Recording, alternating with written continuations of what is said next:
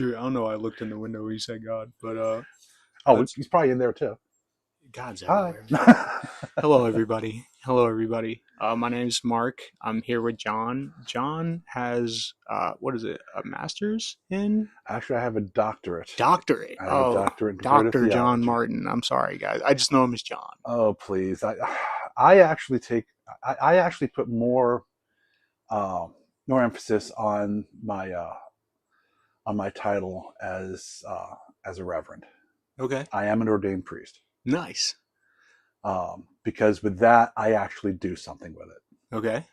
The degree I got was for two reasons. Uh-huh.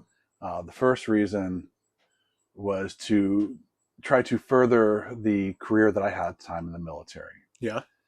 Because to do what I had to do to have the rank that I had, you had to have a higher degree. Mm-hmm. So I did that. And my entire life, I have been a person of faith. We'll get into that. Yeah, we'll get into that. Wait. So, can you explain to the people who might not know who God is altogether, like what comparative theology is? Because I feel like people have they know what theology is inherently or emotionally, but a definition would be nice. Okay. Just so we can go off that. Okay. Here's the part where you're going to edit out a little bit because it's going to be a dead part, and I'm talking. Yeah. So, from my understanding, comparative theology is basing what you know and what you've studied about different types of theologies. You're able to compare and contrast effectively, right? Like at a high level. Well,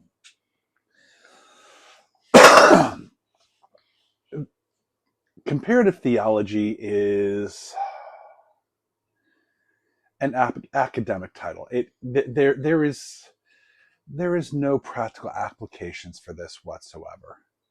What did I do to get this? I had a thesis. I had an idea. Yeah, and I've heard it, but please indulge. We all know that the God of the Bible, Jesus.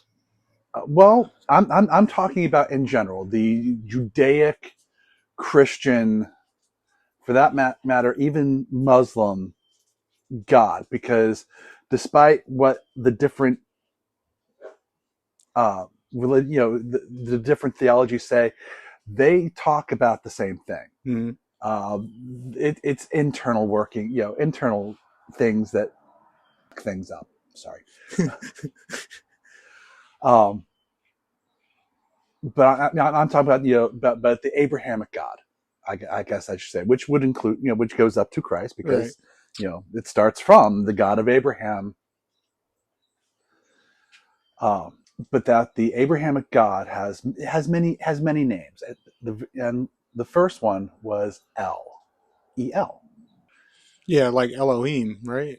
Yes, which comes from Elohim, which means El is like the formal name God type thing. But the Elohim are other gods. Okay, I'm listening at the same time. I know. I think it's just, and this is why I wanted to have the conversation, because for a lot of people, even people who solely believe in God, it's scary to hear them talk about, different gods. And I know you emphasize sometimes how there's acknowledgement of other gods that are worshipped, yes. Even in the Bible. Because even in the Bible, there is talk of the gods of Egypt, the gods of Canaan. But isn't that just from my understanding of reading, that's just what we serve on earth. You can conjure up something that's not real, and we'll get into that at a certain point. But when in Egypt, they're talking about the god of Ra. When they say that, does that mean elements that we've come to make a god? Or are they actually talking about different gods, but not the Almighty? What do you what does that mean? And that's why I wanted to have the conversation long form. And that has been a sticking question throughout the centuries. Well, I mean, throughout your life and my life. Going back to, are these gods, or are these? And that has been the sticking question for thousands of years. And I'm not even talking, the last 2,000 years, the time of Christ. I'm talking about time.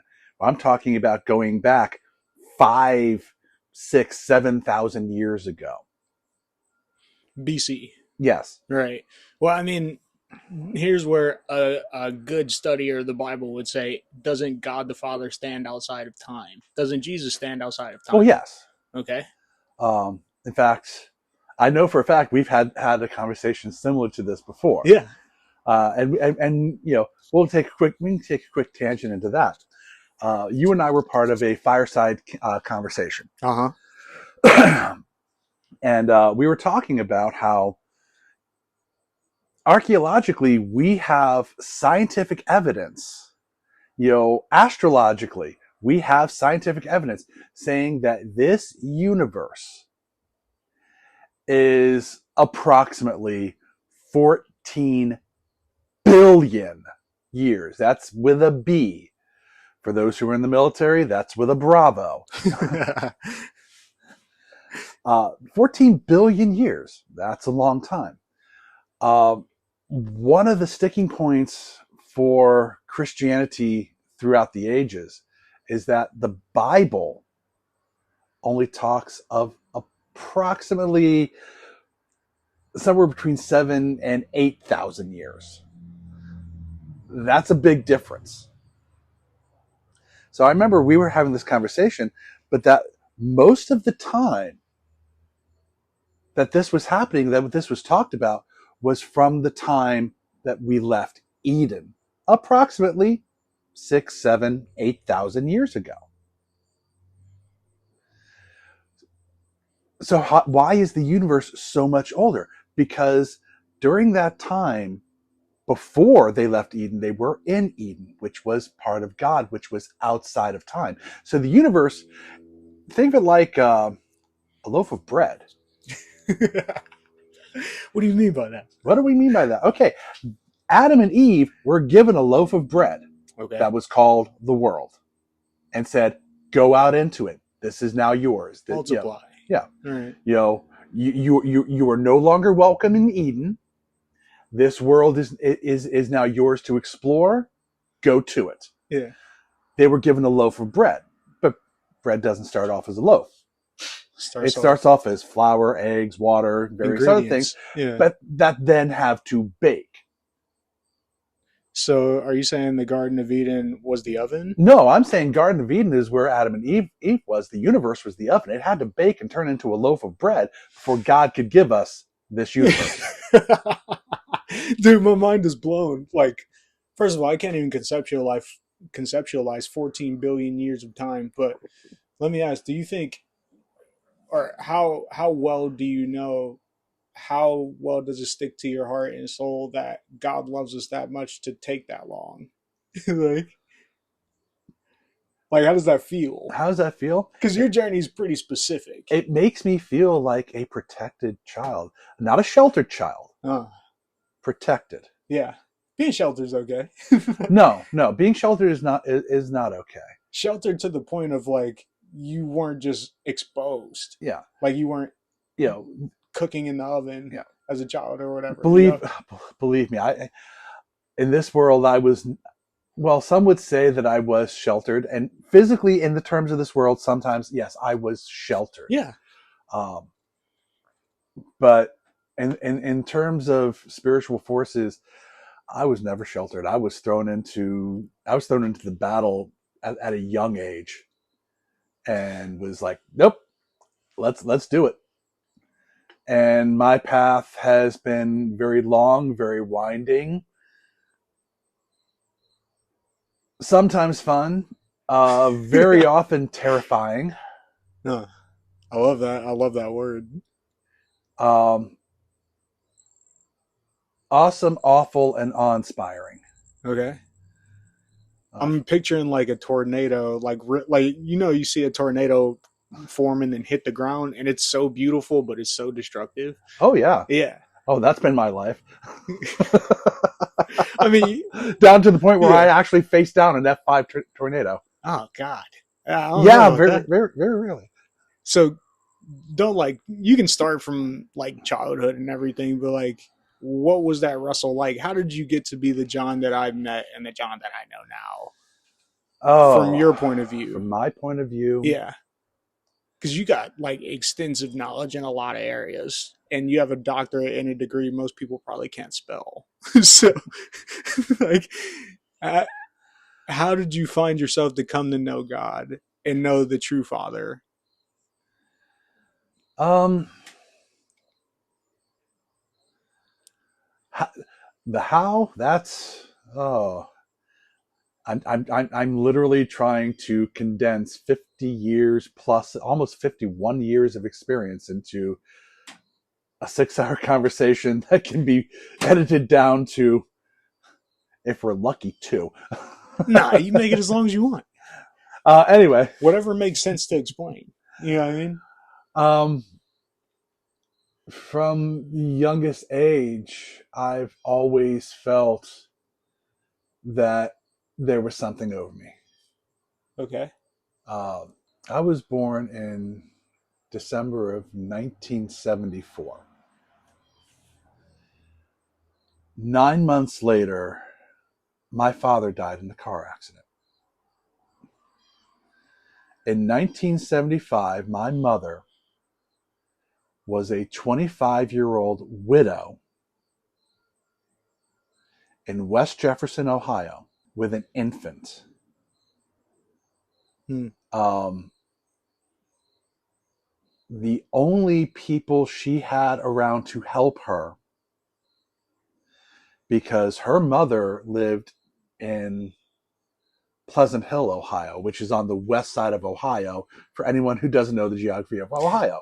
For that matter, West Jefferson, okay, people can look at a map and see Dayton and Columbus, Ohio. That's very easy. Pleasant Hill, Ohio is north of Dayton, Ohio, by about half an hour.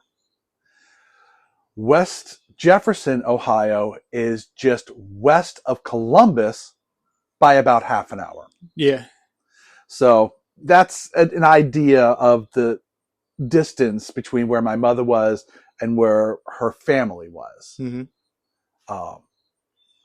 And again, this was back in 1975. So it wasn't as common to drive that far. So the only people she had was a mother-in-law who was, I'm trying to be kind here. She was extremely troubled, and a friend who had just recently been divorced, and they'd been friends for a long time. In fact, my father and this guy were friends. Well, he then later married my mother, and he became my stepfather, Roger. But anyway, so difficult times. Yeah. People talk about differences between Generation Z and the baby boomers. My mother was a baby boomer, and I remember what she would talk. And no, it was not an easy life. It was much simpler. Mm-hmm. We didn't have this technology. Yeah. This technology, which nowadays even I wouldn't be able to get through life without. But I question if it's really a good thing sometimes. Yeah, me too. Honestly. But I've always been protected, and I've always felt that that's been my father watching over me. How you guys doing? Good Not morning. bad, I can't complain. Good morning. Yeah. How you doing? Hey. I was like, you some that. If you want to, just knock that over. There's water in that cooler. Okay. By all means, my brother, take some. Okay. Thank you. I appreciate you. You are very Yeah, man. welcome. Gotta take care of the postman, because I used to be one, and they take care of us. Always. My dad was too. No, you know what? Because I want you now. I want you part of the podcast. Yeah, you guys have a great one. Enjoy the weekend. You too, sir. So, you just felt that covering, and did that lead you to be more bold and like actually explore the depths of, not only theology but yourself? Oh, not at the time. It made me Right. feel bold, and I went out and did dumb stuff. I am Generation X. The ultimate prodigal son. Yes, I went out and I climbed trees and I climbed mountains and I got lost in woods, Mm-hmm. and I went out and I had fun in this world, because that's what this world is here. This world is here for us to explore. God gave us this world for a reason. It wasn't just to sit inside and, you know, you know. So I went out there, and, you know, there are comedians out there that use this for their stand-up routine, but yes, we went out and we survived. I do love that joke. We FA'd and we FO'd.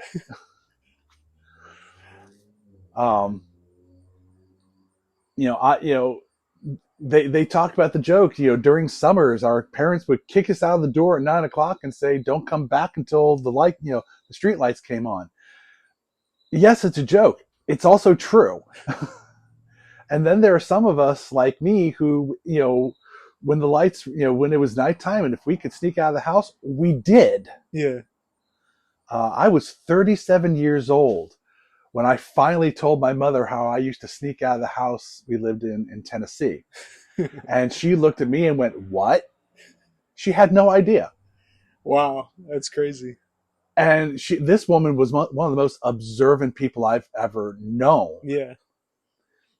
So, first of all, it was a little bit of a sense of pride to go, you know what? I did finally get one over on my mother. That's actually, I think it's the only thing I got over on her. So, I wonder how, if everywhere else she was a hawk. You know what I mean? Like, because it was at night. Yes, we had a 2-story house. Yeah. And my bedroom was on the 2nd story. We had a front porch on the house. And I had a window that went right over the front porch. Oh, yeah. I can picture it. So I would just, very quietly, and believe me, I was putting oil on stuff to make sure that there was no squeak whatsoever. So I could raise that window and carefully remove the screen, get out on the roof, walk over to the other side of the house, because also it helped that I actually slept above my mother. She slept in the bed. She and my dad slept basement. Not basement, first floor. They slept in the bedroom below me. Yeah. So if I went to the other side of the house and climbed down, they couldn't hear me. So the summer I was 15 and 16, I don't think there was I don't think there were 2 nights in a row that I actually stayed in the house. Dude, that's got to be awesome as a young kid too, man. No phone either. Oh, no phone. Goodness. No phone. You were just outside. There was no phone. There was no GPS. You had paper maps, or you had the knowledge of where you've actually been. Yeah. And even then, that takes a while. Yeah, and I learned how to travel by dead reckoning. I learned how to travel by following the North Star, or keeping the North Star at a certain point. Yeah. On you. Dead reckoning? What's that? Dead reckoning. Quickest idea is you actually make you set a point in the horizon, in the distance. Yeah. I'm going there, and you just keep going, and then you check where you are to see where you've veered off. Ah, that makes sense. I didn't know that's what that was called. Yeah. That's a good technique, actually. If you have no clue or concept of where you're going, yeah. Then you pick a point, and you go in that direction. And if you can always, case in point, nowadays you're not going to do it. Like if you're out in the wilderness and you see a rise in the elevation, a hill, a mountain, something. Yeah. A radio tower or cellular tower. Mm-hmm. Trying that would be kind of hard today too. Like I feel like I don't have the attention span for it, and we just have too much technology. It's one of those. It's a very simple thing to do. Yeah. I mean, I was I was a kid and learned how to do this. It's a very common mm-hmm. So yeah, I went out, and I wasn't going out. I wasn't drinking. I wasn't having sex. I wasn't doing drugs. I would meet up with friends, and we would hop on our bikes and We'd actually go to a lake in Tennessee called J. Percy Priest Lake. And there were times where we would create a raft of some sort, and it wasn't for us to get on because we would just swim. Yeah. But it would be to put, the drinks and the food and stuff, because we would actually swim out to one of the islands in the lake, because J. Percy Priest Lake is an artificial lake. It's a dam. So, it filled up the valleys and stuff, but there are still tops of hills out there that are now these islands. That's pretty cool. So we would just swim out to one of them, have a weekend party. Mm-hmm. We would do, back then, it was called a round robin. One parent, one kid would talk, one kid would talk to their parents, say, hey, I'm going to be at this person's house. And you would just go around, and everyone would think all the kids are at this kid is at another kid's house. And, we weren't doing stupid stuff. We weren't getting into trouble. So no one checked on us. Yeah. It's just having fun. And like I said, we would go out and have, bonfire parties out on one of the islands in the lake. Dude, I love that, man. I love that. And did any of what you know now get discussed out there? Were you guys just playing around robin, tag, and stuff like that? Or were you guys like asking questions about life? Because even in the Bible, they were doing like incredible things with God at like 12. Oh yeah. So, we talked about stuff because to go back a little further, I became Catholic when I lived in New Jersey. Okay. When we moved, because I was about 5 or 6 when I started going to a Catholic church with a friend of mine. My mother was not overtly religious. She was Methodist. Mm-hmm. So she never pushed me towards any particular denomination or even faith. It's literally, you are going to find your spark. Yeah. Yeah, I feel like that's healthy too. And well, that's also one of the main ways of the Methodists. Okay. You will, I know that a person cannot have a relationship with God until there is a spark that sets the relationship with God. That's true. Yeah, I mean, yeah. So you grew up in the church your whole life. Yeah. So the idea is you can talk to a person about God. You can talk about what God has done. But there's no point in trying to push that person to God. God will do that himself. Yeah. Did Jesus ever like force himself on anyone? No one. Yeah. But every person that he went up to, he said, follow me. Yeah. Every person had a choice to follow or not follow. Imagine how offensive that may be. Like Jesus himself was like, yeah, I'm God, dude. I'm without sin. You need me. Follow me. Like, do you think that would have offended you back? Like, if you lived in Bible times? If he's truly the Christ, it's like, all right. But you see so many stories. But if a person doesn't have the conviction in their heart, then it doesn't matter until they get that conviction. Until they get that spark of fire. I see why people are against christening. You know what I mean? Like, are dropping christening a child, dropping water on the baby's head in Catholicism. Yep. Because the baby doesn't know. You're essentially asking for holy covering that the baby already has. But the actual decision in their soul, because the holy covering should be the parent, if I'm not mistaken. But when they get that spark or that conviction, or they hear from God and make that choice to follow him, then that's that spark you're mentioning. Yeah. Yeah. But anyway, that was I became Catholic in New Jersey. Yeah. Jump ahead approximately 9 years or so. I'm sneaking out of the house and going to having parties with my friends. Was there alcohol there? Of course. This was the 80s. 80s. Kids are gonna snatch something out of dad's cabinet, usually beer, probably Natty Light. I hate the stuff. Didn't drink it. I wasn't there for the alcohol. I was there for the fun. Yeah. Oh, and the fires. But I'm that kid. I love starting fires. No, I'm not a pyromaniac. I just sounds kind of pyromaniac. No, I'm not. No, I'm not. Anyway. I need the spark. It's the spark. I'm always for the spark. All right, Smeagol. Yeah. Okay. Yeah, at these So, parties. here we are, I think I was, there was usually about 10 of us that would get together. I was the only Catholic. Okay. I was the kid who Automatic outcast. No, I was just Okay. Because we were kids. We didn't. The differences in our beliefs and denomination didn't matter to us. That was something that the adults worried about. Oh, excuse me. We were worried about our driver's permits. We were worried about dating. Yeah. We were worried about our grades. We were worried about whatever other activity we had. For me, it was martial arts, and at that time, I was playing Dungeons and Dragons, and that was probably the closest thing that made me an outcast. But back then, Dungeons and Dragons was kind of frowned upon. Yeah. That's a whole other story.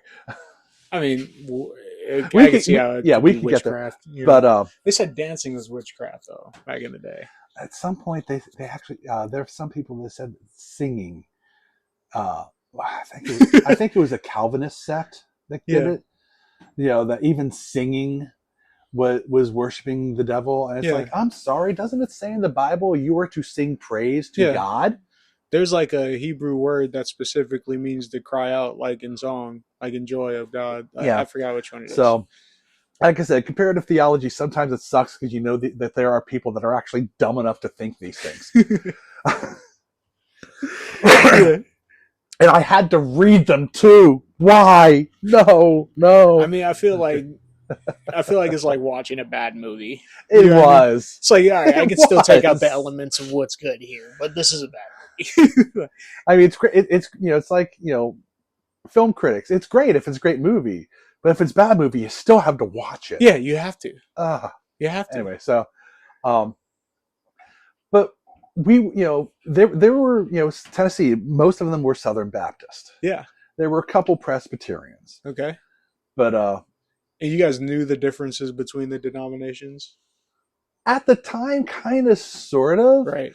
But it did, like I said, it didn't matter to us because we were friends together. Yeah. And we were also friends, and there were, I think there was a couple, there were two of them. Yeah. That were sometimes there. They didn't profess any faith. Okay. So agnostic, atheist, whatever you want to call it. Okay. Sometimes we talked about God. Sometimes we didn't. We didn't get together and pray before we had fun, but we had fun. But we were young, stupid, and it was the 80s. Yeah. Yeah, it sounds like the stuff they write about. Except for the dead body, it was Stand By Me. All right. And when you started your adult life, or like young adult life, like 18, you know what I mean? 17, 18. I'm just trying to paint a picture for everyone, including myself. Like, when did John start getting conviction? Like, even in what you believed to be true at the time. Oh, John had always had conviction. Okay. At the time of even those parties I was talking about, I mean, I grew up when I was a kid. I had a beautiful boy soprano voice. I was in the choir. Nice. At one point, the choir master of the diocese had heard me and actually wanted to have me go to the Vatican and sing in the choir for the Pope. Mm-hmm. And then a horrible thing happened. Puberty. Yeah, no, you stop worrying about it. No, my voice broke. Yeah. And I no longer had a boy soprano. My choir master cried. Oh, yeah. I mean, if you see, like, truthfully a beautiful voice, you're like, dang. And then I became, an altar boy. Uh-huh. Luckily, I was not in Maryland, so I didn't have that issue that they had down there. Unfortunately. So by the time I'm 16 going on 17, I was considering the priesthood. I'd already had a conviction. Yeah. Is the priesthood anything different from what we see in like modern Christian church today, Yes. or how it's done in the Bible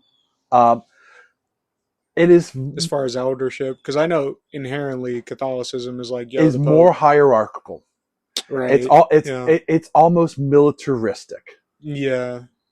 Yeah, I can see why that works on like a logical level, but you know, it talks about. But yes, I was considering the whole, vow of poverty, vow of obedience, and vow of chastity. Yeah, I feel like you believing in Christ, God, it takes you to that anyway. Like you make those vows by believing in Him. Well, of course, in the modern Catholic Church, in the Bible, and I think it's 1 Timothy. Yeah. It says that to be a deacon, to be an elder of the church, you must have no more than one wife. Yeah. Okay, that's biblical though. Yes, that's biblical. The Catholics take it to a next level. Now you're not even allowed to have a wife. Oh yeah, no, that's not. I mean, I can see why you mean nothing. hierarchical. Yeah. So what makes a Christian monk so important? Like, why are they like revered? Should they be? Because the whole Catholicism is like sainthood. I've never actually understood that. But like, aren't monks just saints that are alive and don't get prayed to? Like, isn't that the issue? Well, monk is a very broad term. Yeah. Because you can have Tibetan monks. You can have Shinto monks. Right. You have Buddhist monks. You have Christian monks. This is why your doctorate's important, by the way. Monk is just a general term. I mean, you can look it up. We'll go ahead and look it up right now and see what Webster's Dictionary says for monk. During the break, I'll grab my computer so we can just look it up at the same time. But yeah, no, I've never understood what monkship or priesthood necessarily means. Like, I have a decent understanding, or basic understanding, I'd say, of how Christians are supposed to do it with elders and everything. Okay, and deacons, so very simple. Mm-hmm. Monk, noun, a man who is a member of a religious order and lives in a monastery. Also a friar. Oh, so that's just what you are. Yeah. Okay, that makes sense. But you have your reverends, and you have your bishops, and then you have your, it goes on and on and on and on. Yeah. Your cardinals. But I respect the Catholic Church because we would not have what we have today if the Catholic Church historically had not kept, preserved, and in some places hidden the knowledge of the ancients. And I'm talking about the scientific knowledge of the Greeks and stuff. Right. Yeah. Okay. Essentially, what you're saying and is, for that, and for that matter, we would not have the Christianity we have today if it weren't for the Catholics, because the Romans nearly ruined that for us, because they were destroying everything, and if they weren't doing it, the German hordes were doing it just because they were destroying everything. Were the Romans destroying it to import a certain religion, or were they just hedonistic? Yes. Right. Because they were it's interesting. They were a polytheistic society in that they believed in many gods, but they only believed in their pantheon.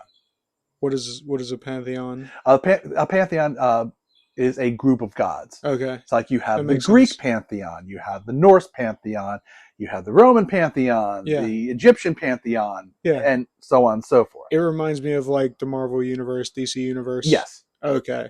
So aren't they just man-made? Like the Greek gods or the pantheons you're talking about, didn't we just make that up? Like, isn't God above all of that? This is also why I love talking to you, because you can actually answer these questions. So many people get caught up in like Well, their own version of God. Well, yes and no, because here's the thing. Because when you have to get a degree, you write a thesis, and then you have to defend the thesis. You don't prove the thesis; you defend it, because Right. sometimes the answer to the question is, that's a very good question. Mm-hmm.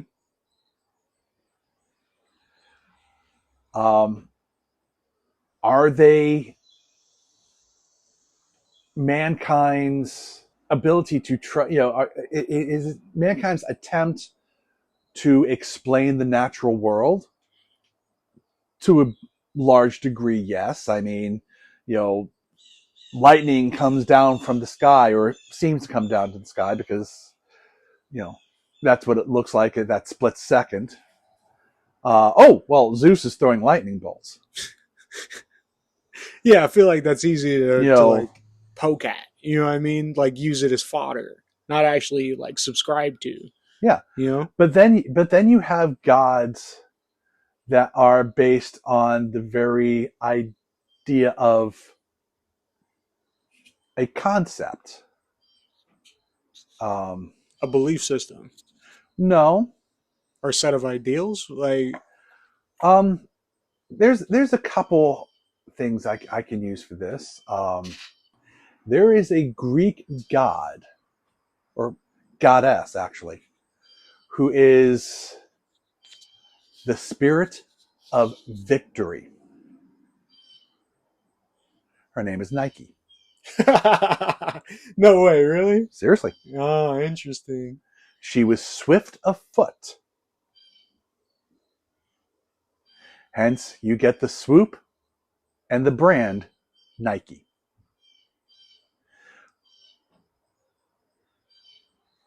So how do you personify a concept? But they did. Yeah. You have from Gaelic mythology. Okay. And then she was later turned into a saint in Catholicism. But the goddess Brigid, that's spelled Brigid. Okay, she is the goddess of the hearth and the home. Again, that is a concept. Yeah. Isn't Nike a German company too? Like inherently? I don't know where it originated. I have no idea where it came from, but Nike it was a Greek goddess. I'm just,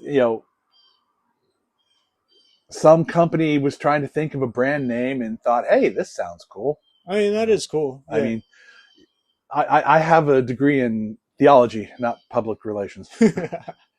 Yeah, no, I think you're doing awesome. Like, I just want to kind of differentiate, because this whole topic and just what I'm getting to in general, like why I want to talk to people is to see like how they got to believe in God, and the journey they got to take there. Because it's easy to just start talking about what you know and believe now, but the struggle is real for a lot of people.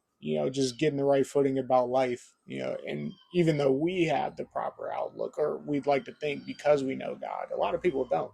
So they try and find a God in Zeus or a pantheon or their own belief system, and it just fails. So that's why I like walking through it, because seeing the failures, looking at someone else, seeing them bump their head will help them not to bump their own and actually talk to the Father. Yeah.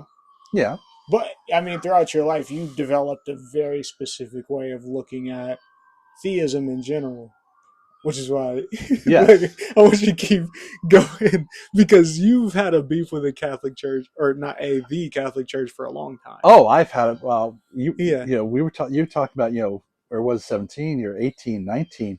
Well, at 17, see, here we have to go even further back again. Yeah. I mean, Jump around. we are worse than the MCU. We're jumping timelines all over the place. Yeah. Just different sagas. Yes. I was 6 years old, and I was riding a bike. I was riding my bike through one of the many neighborhoods because, again, this was 1981. Kids went out and rode bikes daily. And if it was raining, well, you were riding your bike in the rain. Yeah. I remember I was driving, I was going past this little section of a wooded area next to where a bunch of us kids had actually made a dirt bike track with jumps, and it's amazing. The childlike engineering of the 80s can never truly be replicated. Yeah. We had archaeological feats that computers are still trying to replicate. Anyway, but I saw this girl, and she waved to me, and I waved back. And I saw her walking off towards one of the houses, and I was thinking, oh, someone new has moved in. But it was later on in the evening. The street lights were just about to come on. This was in New Jersey, so not Tennessee. So I was heading home. I get up next day and I go back to the dirt track to meet my friends because, hey, we're going to have a long day of, death-defying jumps. And I say death-defying, I mean that seriously. Yeah. And I was asking about, this girl I saw last night, and everyone was like, what? Who? She wasn't there? She wasn't there. Because I actually talked to a person that lived next door to the house I saw this girl going into. Was there like an ethereal glow around this person? Not that I really noticed. I was 6 years old. Yeah. I do remember she had dark hair. She was, wearing like, had like a beige dress on. And I remember she was waving at me and she walked towards the house. Well, I talked to my friend who lived to the house next door to that, said, hey, when did your neighbor move in? And he was like, no one's moved into that house yet. They still haven't sold it. And you were able to touch this person? No. But you saw her and you were able to follow her and yeah. Wow. I saw her walk to the house and walk around, walk behind the house. And she was talking to you specifically? No, she never spoke anything. Uh-huh. There was no words. But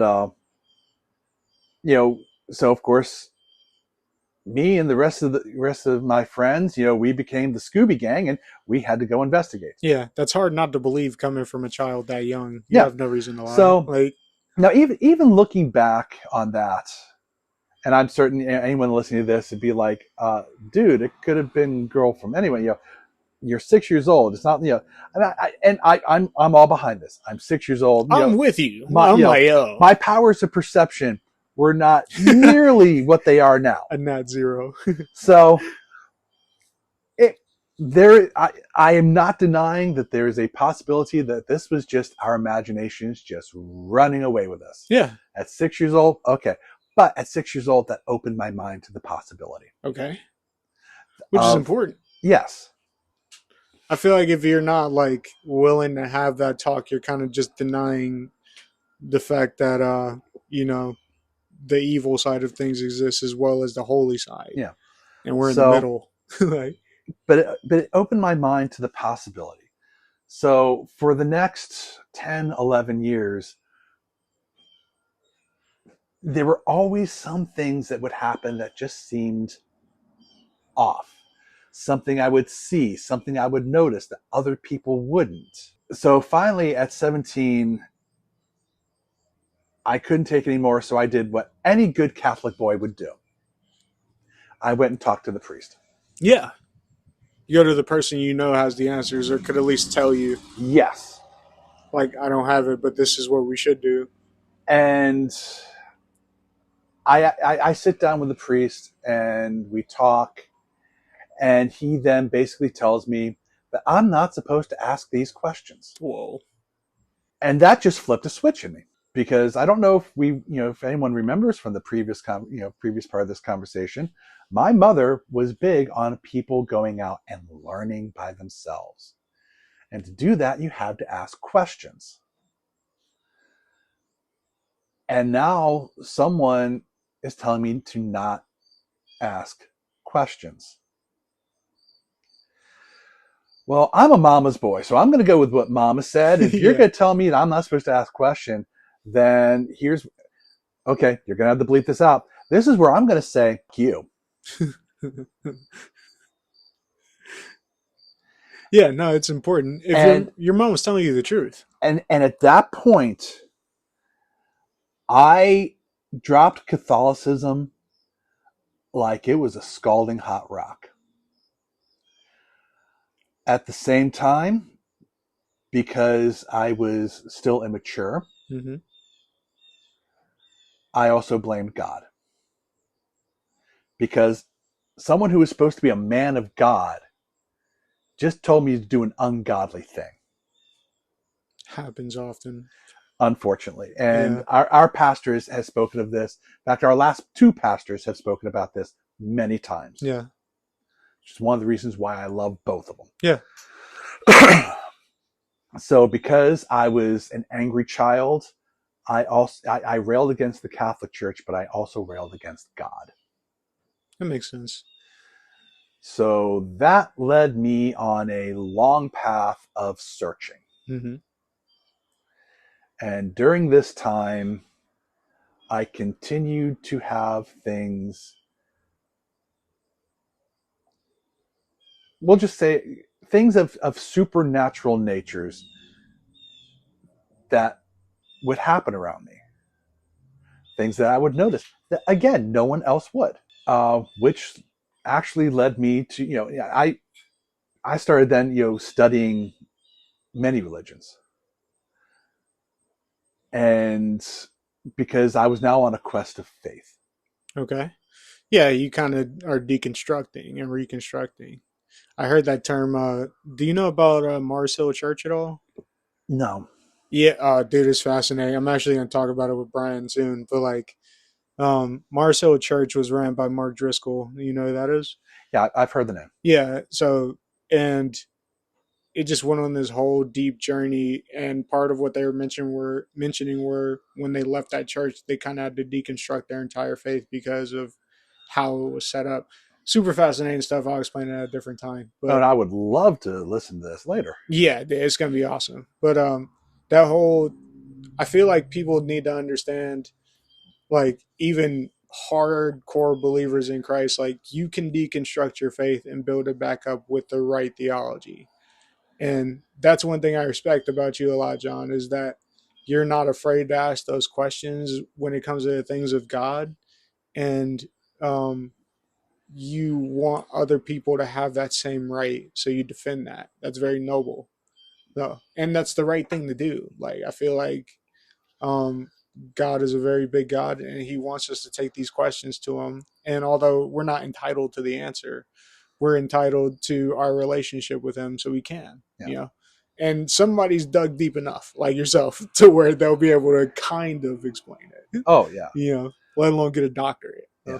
Well, I don't want to talk too much about the doctorate itself, because while there are good, knowledgeable things that come from the doctorate, my reasoning behind getting the doctorate was entirely wrong. Yeah. Because it wasn't about bringing people to Christ. It was about trying to deconstruct not Christ, but the church. Yeah. Yeah. I feel like and in some ways I was successful because it pissed them off enough that they excommunicated me. You succeeded in pissing them off. So, in that respect. How does that work? Do you get a letter or something? Like, you can't be a Catholic or you can't come back here? I forget the whole process, but a priest that doesn't like what you've done or something that you've said sends it up the line, and basically comes down to a vote of whether or not this person should be, allowed into heaven. And then, What? yes, because if you are excommunicated from the Catholic Church, and according to the Catholic Church is your way to Christ, which is your way to God. So if you're excommunicated from the church, you can't get to Christ. Therefore, you're excommunicated from God. If you're excommunicated from God, you cannot get into heaven. Hmm. So at the age of 23, I defended my thesis successfully. They didn't like it, and they said, I'm not going to heaven because I was no longer Catholic. And I was like, I haven't been Catholic since I left you when I was 17. So, makes sense. Makes Thank you for not hurting my feelings. Yeah. I mean, yeah. I didn't care. Yeah. Understandably so. Yeah. Where did you start to find like comfort in like the things of the spirit? Because back to what we were saying a little earlier, you can take comfort in any type of pantheon or like any concept of good. Yes, you can. So where did you find that quote unquote rest at that point? Well, first I found it in the ways of Tyr. Okay. Tyr. So, all right, this is the part where I have to put disclaimers like, if you don't have an understanding, this is why John's here in the first place, so he can kind of explain it, because even I don't have the understanding. So, like, when you're mentioning these next, like, lowercase g gods, like how did you get there? Like, where are you pulling this from? Because a lot of people would just straight up call it evil, which, I mean, I could see why they would say that, and it is, in my opinion. But where does the text come from? Where does the history come from? Who's making this stuff? And I feel like that's a pretty easy question. Well, like, well, let's begin with a little bit of basics in mythology. Okay. We can use that term mythology for this. So in Norse mythology, and people are familiar with this because of the Marvel universe. Thor, the god of thunder and battle. And the thing is, there were many gods of battle in Norse mythology. Okay. Is that the only mythology, or is there there are many mythologies? Yeah. Are you talking about mythologies or pantheons that I have followed? Well, yes, and also I just want a general definition of what mythology is. Is it the study of myth? Because then you could just mythology is the study of. Now there is an actual science of this, so right. That's what I'm asking. So like, and I where's this stuff back from? You know what I mean? If you to use use some general terms that we can define here. In mythology, you're talking about the stories of the gods that have happened. Right. The myths of Thor fighting, going to Jotunheim and fighting the frost giants. The myth of, myths are the stories of. Okay. The theology is the belief of. Right. I think we can use this. No, that's perfect, because, dude, there's sometimes like when you're talking to non-believers and believers alike, and they don't even want to touch the subject. I'm like, this is stuff people believe, and if there's a way we can like deconstruct it, like you were saying, even with the Catholic Church, and really break down what people believe, then you can start like actually teaching people what's true, not from what we're saying, but from what we read in the Bible. But that's where people are like, yeah, but the Bible was written by us too, so how do we really know? That's why I wanted to break down like mythology and like where the stories are being told. Yeah. It's difficult when you're trying to evangelize or, tell people like, hey, this is the proper way to look at this framework, when they just deny everything that was written down. Like, we're in that era where we just don't believe anything. Yeah. Well, like I said, I started studying because, like I said, I was on a quest of faith. I was looking for faith. Mm-hmm.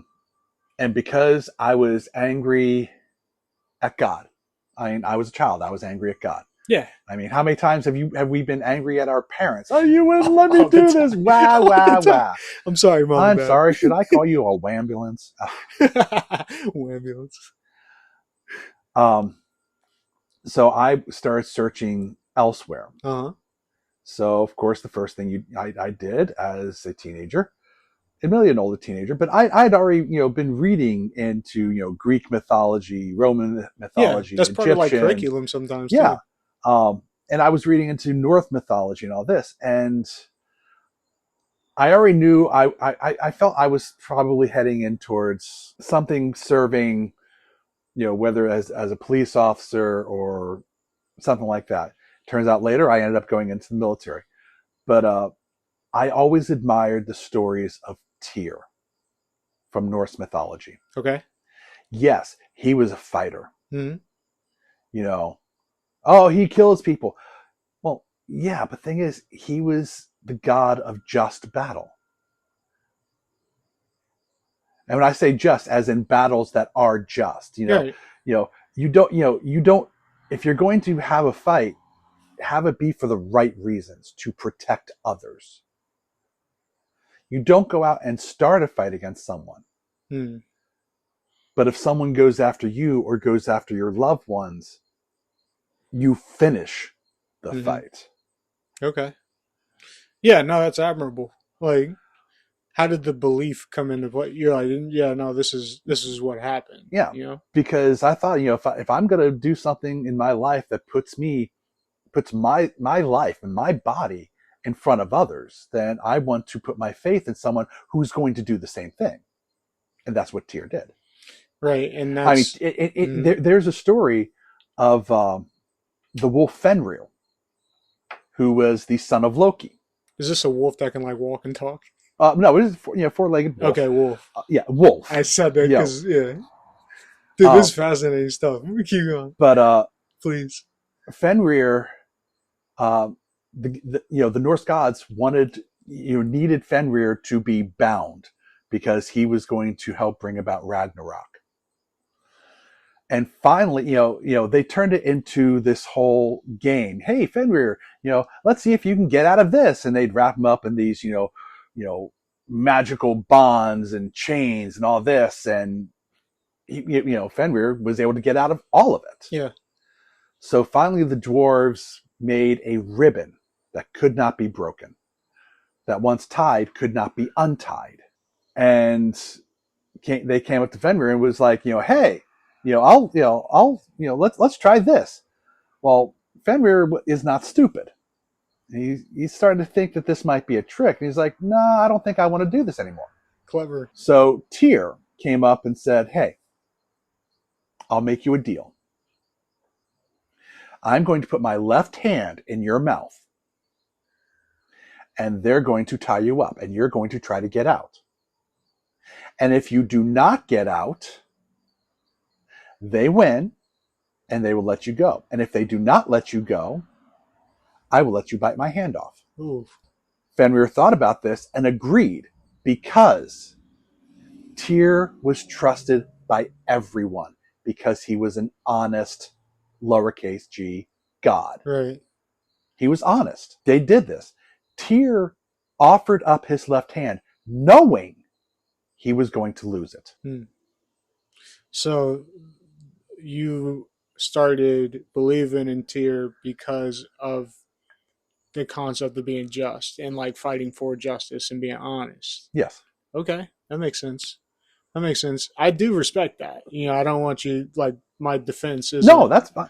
Like agitation. It's like so many people are afraid to ask. You know what I mean? Like without offending somebody, and it's like you should really be able to talk to anybody. But I think the basis of my story is you should never be afraid to ask.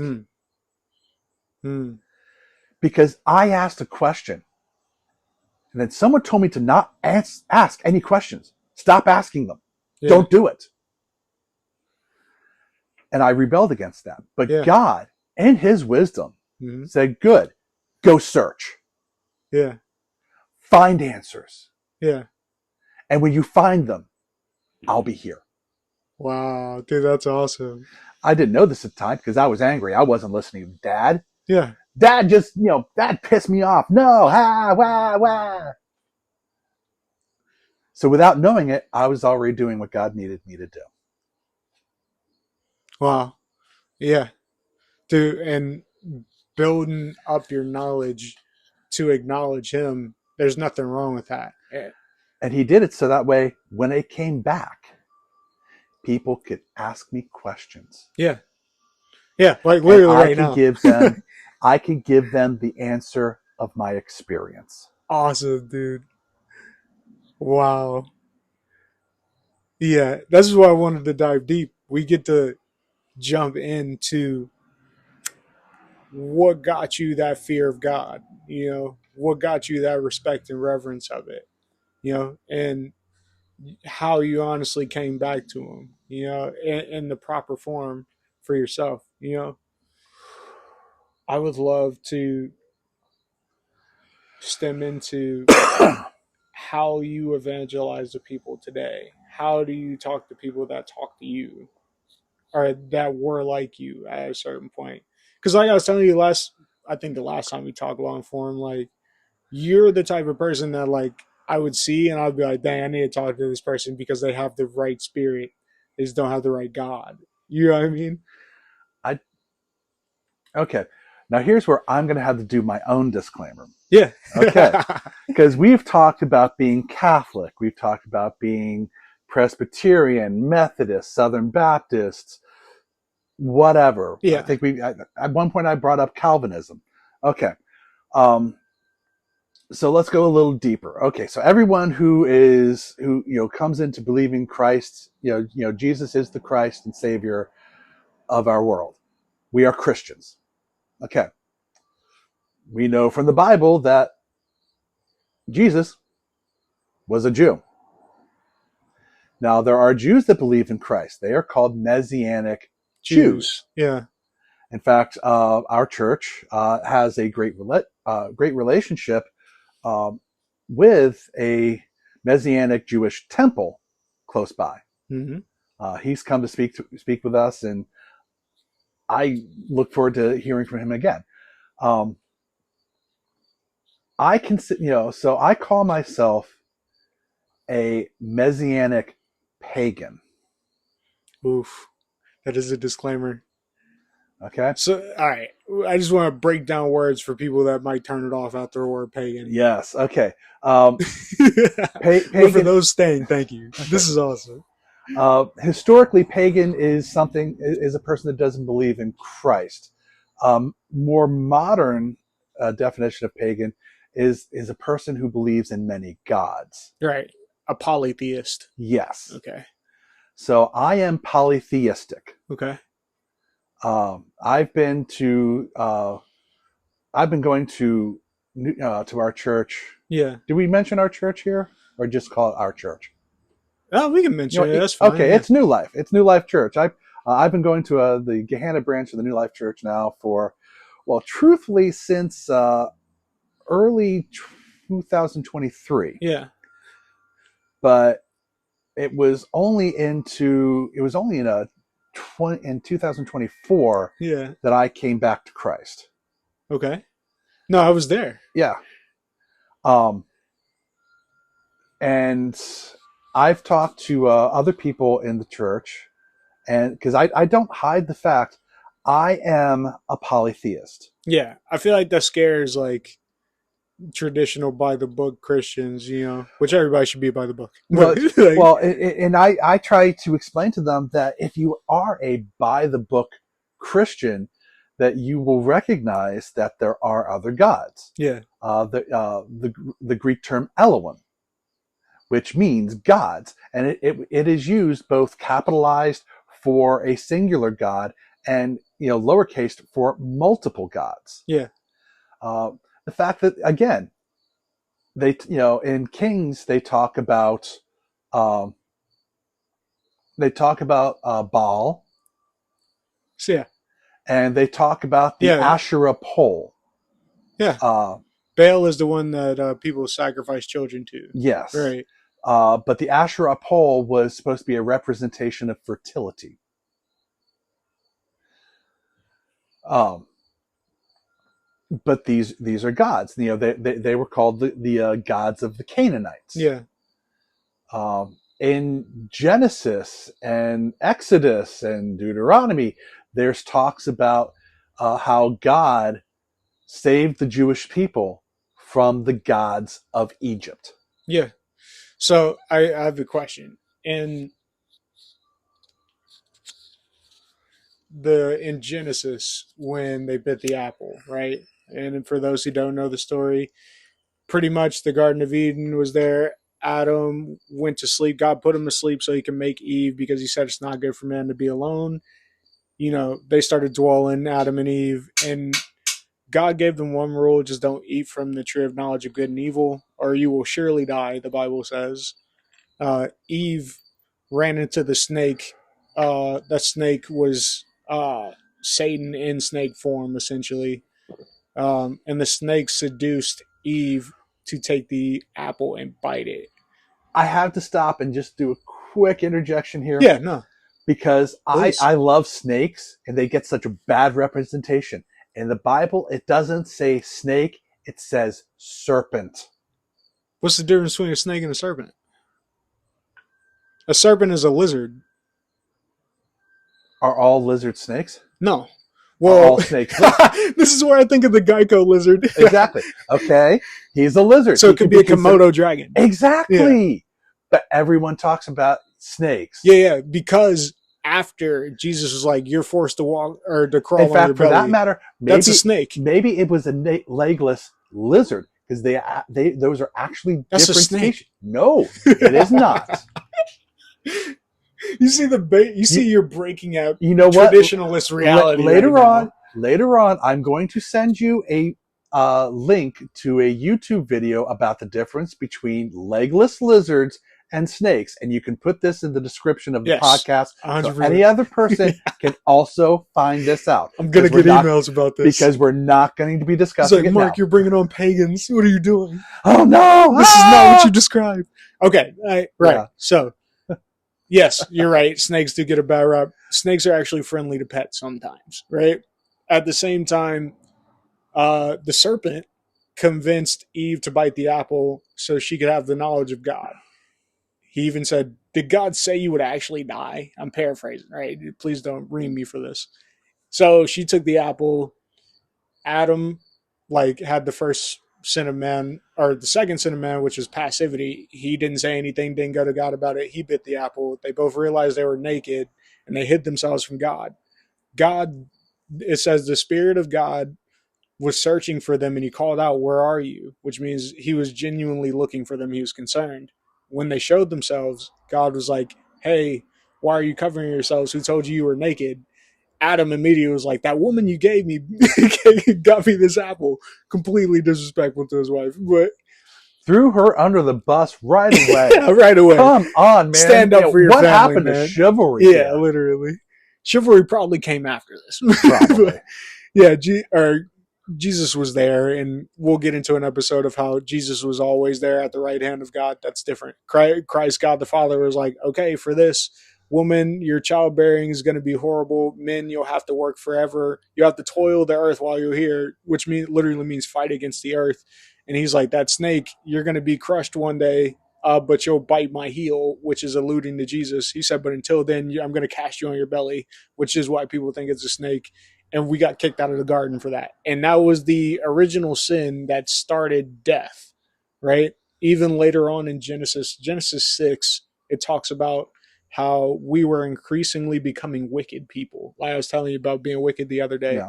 And God was like, yeah, I'm going to lower their lifespan to 120 years. And then as it kept getting worse, God was like, okay, I'm just going to flood the earth and start over. So I forgot exactly where we were going with that. But, I don't know. We lost that train of thought. It derailed and just yeah. kept on plowing. Yeah, essentially, I was just saying the things that you were wrestling against and the things that you've come to know as far as being a pagan, like traditionalists who know the story of the Bible in and out, they would turn and run from you. My next question, like I wanted to ask you this whole time, do you think they would ever let you preach in the Bible Belt?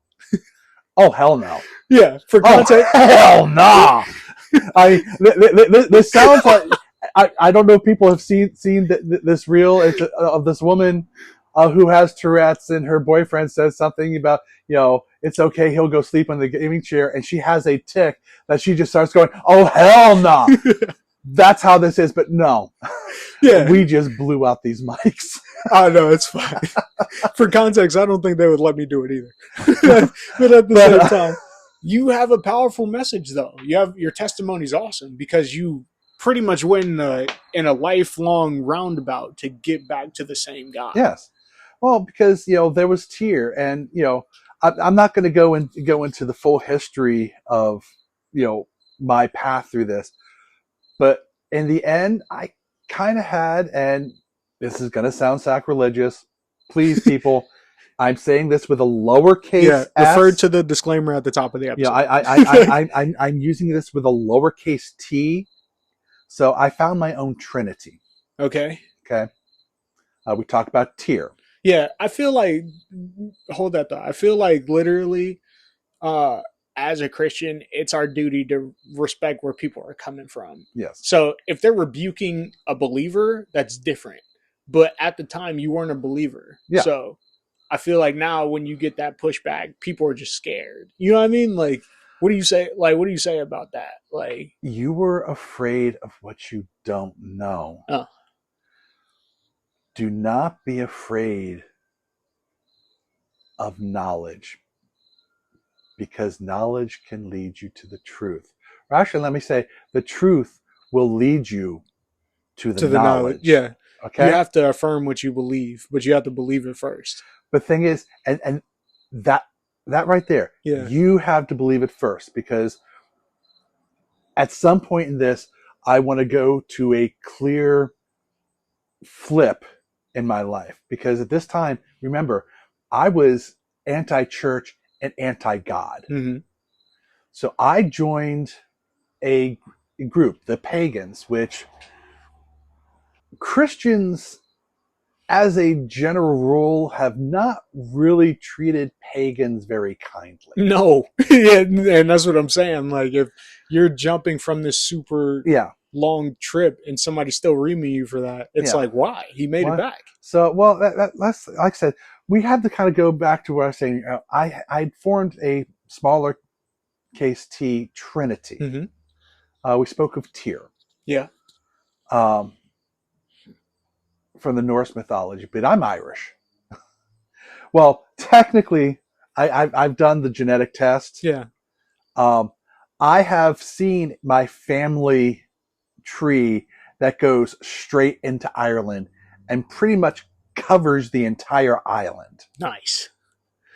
My family name goes to a clan that is one of the family clans, one of the original tribes of Galway in Ireland. Was this 23andMe or something?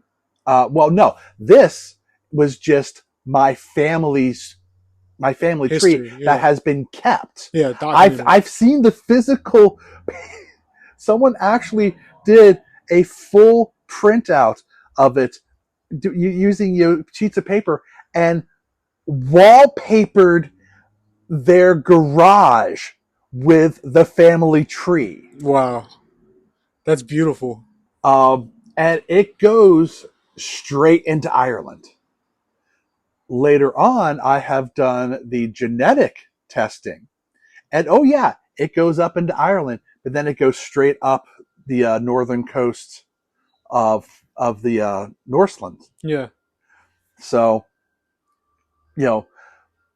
Norse raiders go on a Viking, go into Ireland, they rape, they pillage, they plunder, they leave the island, and they leave their children. Yeah. So, and then it comes down to me. So Norse mythology tier, but I identify as Irish. So I started looking into Gaelic theology, and I felt a calling towards Cernunnos, the god of the hunt and the providing. Fitting, because one of my favorite hobbies is archery. Yeah, which you're a good shot. I use as a way of meditation, relaxation, and sometimes for sustenance, because I like to go hunting. Yeah, but it literally takes your full focus too. So Oh, yeah. I see why you say meditation. But I also love to cook, and I love to have a house. And when I say that, I don't mean as a physical, the hearth and the home. Yeah. And we already, before previously we spoke of the goddess Bridget. Mm-hmm. So that was my personal trinity. And through that, did you feel the same safety that you do in God now? Yes and no. Yeah. The reason why I ask is because I feel like that trinity that you made, all the pantheons of mythology, the good and the bad is all derivative of the battle that God and the devil are in. Yes. Of good and evil. So all of that's just a replicant of that. So that's why I asked. And you said you felt like it? Yes and no? Yes and no. I was with Jesus in his house. We have everything we could possibly ever need. Right. One God. We are given what we need to survive. We are given help. We are given love. Yeah. We are given acceptance. Yeah. I would say we're given that abundance. is like walking up to your childhood home that is perfectly set up. Everything is clean. The lights are on. The smell of your mother's cooking, your dad's barbecue. Yeah. The sun's barely coming in through the window. The sun is overhead. It's a cool, brisk, bright, sunny day where you can be out and enjoying life. Mm-hmm. The brightness of being in the presence of God. Amen. Okay? I was in the wilderness. Yeah. Okay, that makes sense. So still under God's protection, but in the weeds. I was in the weeds. Yeah. So what I had... That was actually great. What I had was a tent. A very comfortable tent. And as someone who loves to camp, and you were witness to camping's this awesome. As well, I still don't know how to set up a tent. I can set up a campsite that you can live at. Yeah, and legit. You can be comfortable and you can be happy. We've done it for days before. I've done it for weeks and months. Yeah, that's cool. I mean, literally, I grew up going to an island in the middle of a lake, building shelters with friends and family and fire and fishing for food. And that was it. Yeah. Literally to me, that's camping. That is. Okay. And now, I'm doing now what I did back then, but I'm using, modern tents that, I mean, you've seen the tent that I have now. It's 2 rooms, with a covered front porch area. You see me set up a camping cook site where I can make filet mignon. Mm-hmm. I've done it. Yeah. So, I mean, who doesn't want to experience something like that? A lot of people, unfortunately. Well, okay. But some people just aren't built for the outside. So for them, I would say it's a fully decked out RV. Yeah. It's glamping. Yeah. Okay? But, your amenities are there. Everything, is there. It's nice. It's comfortable. It's comforting. And while you're there, it's perfect. But not as complete as being in the house of God. Yeah. No, I agree. Like even in my own journey of like trying to find God, like I was mad at him. I wouldn't obey him. I'm still doing my best to obey him, but after that, like I was never like away. Yeah. Um Pretty much I was just giving my testimony before we had to take a break a little bit. We had to get some water, something to drink. Get the dogs away. Yeah. You were saying not all who wander are lost is essentially like the theme of your story. Would you mind expounding on that? I really genuinely do love that quote. Like I kind of live by it Well, because it's true. I just, just before the break, we were talking about, comparing my time as a God-hating pagan as glamping out in the wilderness.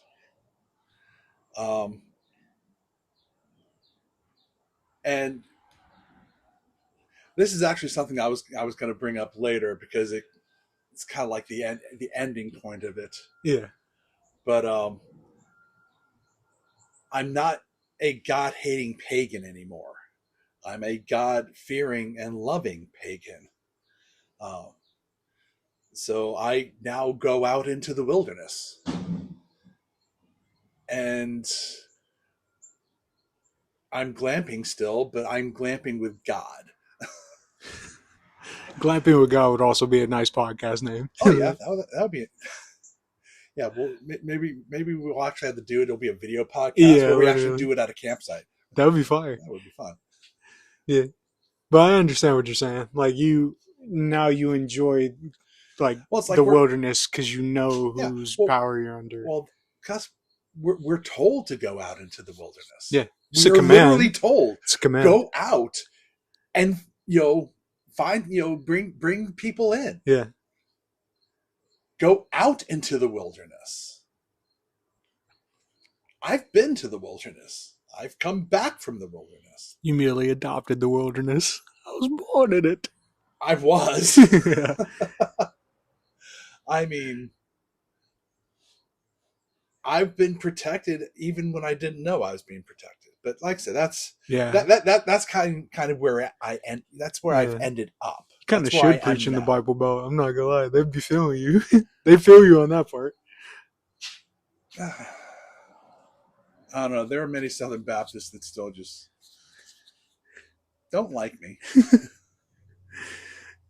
Called to love. Yeah. Forced to like. Okay. So you developed that Trinity and you held on to that for how long? Until recently? Yeah. Wow. So to give you an idea of when I developed it, I mean, you never thought about going back to God, not once? No. Wow, dude. Wow. Not once. No conviction, nothing. No. Wow. Well, there was conviction. But like I said, we're talking about a journey, and so far we're only up to about year 18 and a half, almost 19.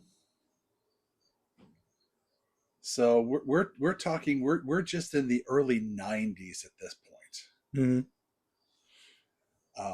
Because for a couple years, for a couple years, I was searching. Like I said, I was on a quest of faith. Yeah. You didn't I didn't just go from screw Catholicism and God. I'm now a pagan. I didn't just jump from one to the other. I did a lot of soul searching. I did a lot of actual research. Yeah. I did a lot of reading. I read into many different philosophies, even dipping into a bit of Nietzsche, and that's Nietzsche is he's a depressed fellow. Yeah, he's a depressed fellow. From what I've seen, quote wise, man needed Jesus.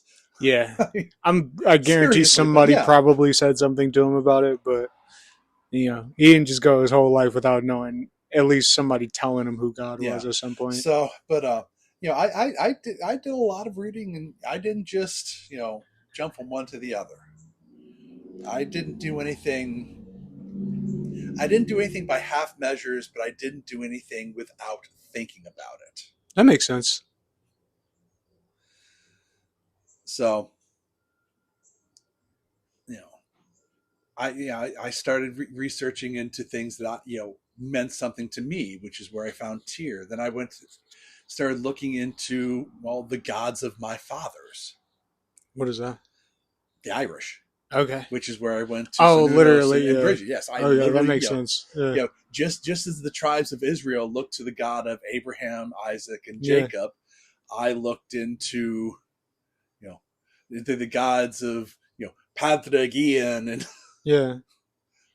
and Michael, or what the Irish forefathers.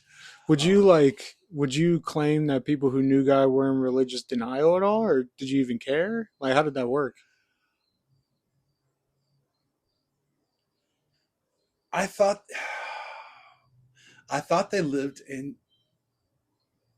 Yes, I thought that they lived in a state of denial. That somebody could truthfully be loving, like love. They can be love. Well, they can be understanding, like you need a father to be. At which are we talking about my thoughts back when I was 18, 19 years old, or now?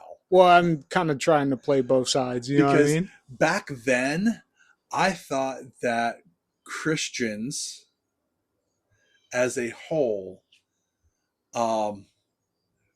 were bigoted idiots that. Because remember, I hated God. I was trying to disprove God, right, or prove that He was actually something that everyone, that people were lying to themselves about what God really was. And because of that, I was also in a state of denial.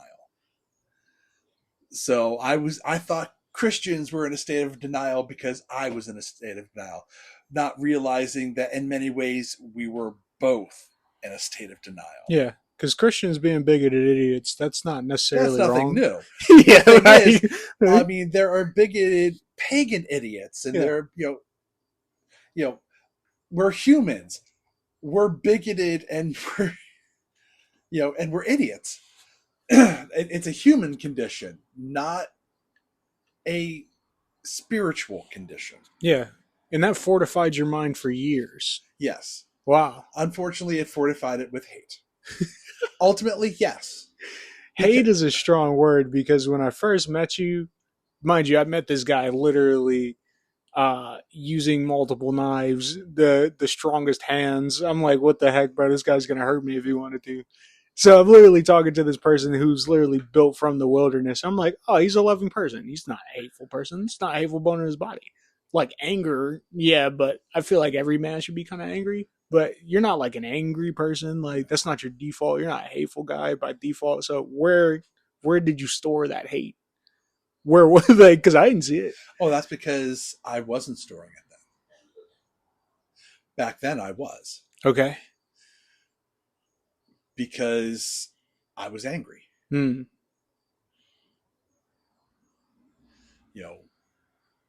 I was looking for answers, and I was told to not ask. It sounds so simple and so stupid, but it's part of the human condition. We want to know. That comes from the original sin. Damn it, woman, you had to eat that apple. Because of that, now we have to know. But I was trying to find something that brought me closer to God. And I was told I couldn't do that. And that made me angry. Yeah. Yeah. Even in my own church experiences, there's questions I felt like I was never able to ask. Yeah. So at the time, like I said, I was trying to disprove. I was trying to show. I don't know if I was trying to disprove God, or if I was trying to show people that their beliefs aren't what they think they are. Right, like opening the blinds Yes. on them a little bit. Now, There's nothing wrong with that. Yeah. it's nothing wrong with that, but the thing is that also falls into the problems of Plato's cave. Okay, explain that, please. Okay.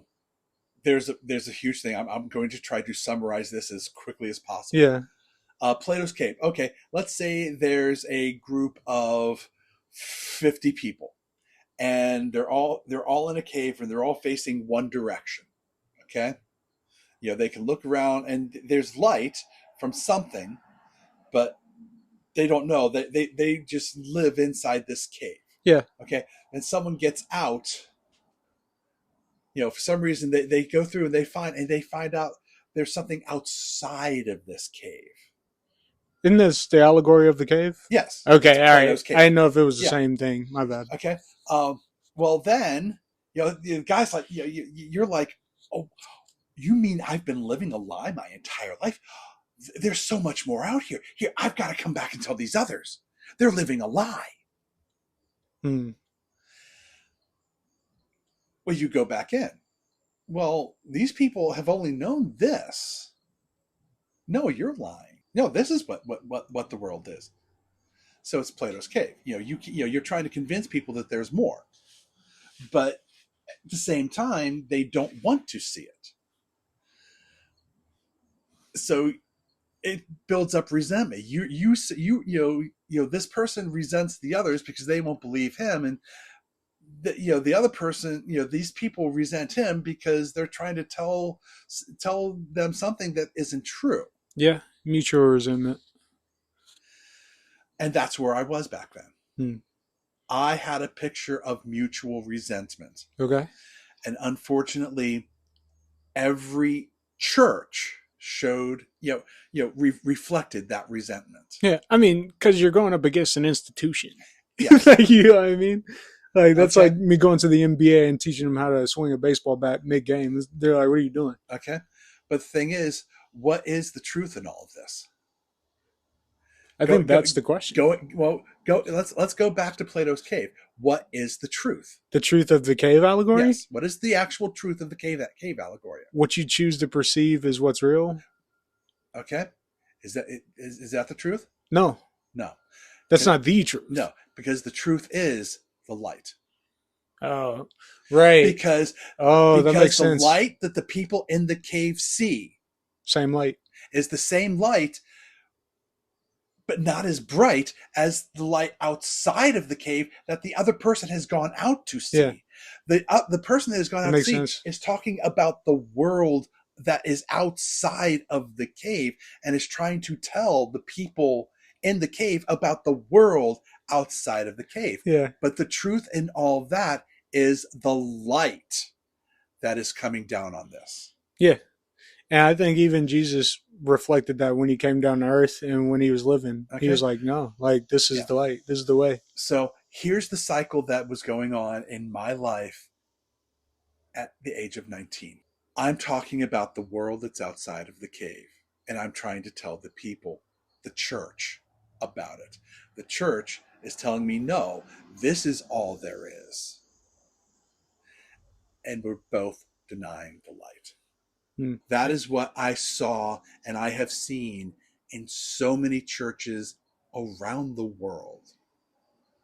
Yeah, because you're a well-traveled person. You're not saying this from the confines of your own basement or nothing. No. You've been around.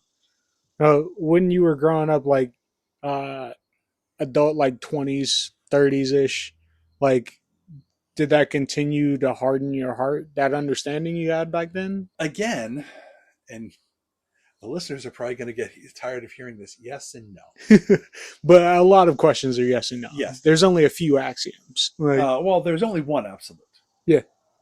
Yeah. We already know that one. Dude, I'm not going to lie. What would be awesome would be making like a superhero movie around the attributes of God, but just make the superheroes the attributes.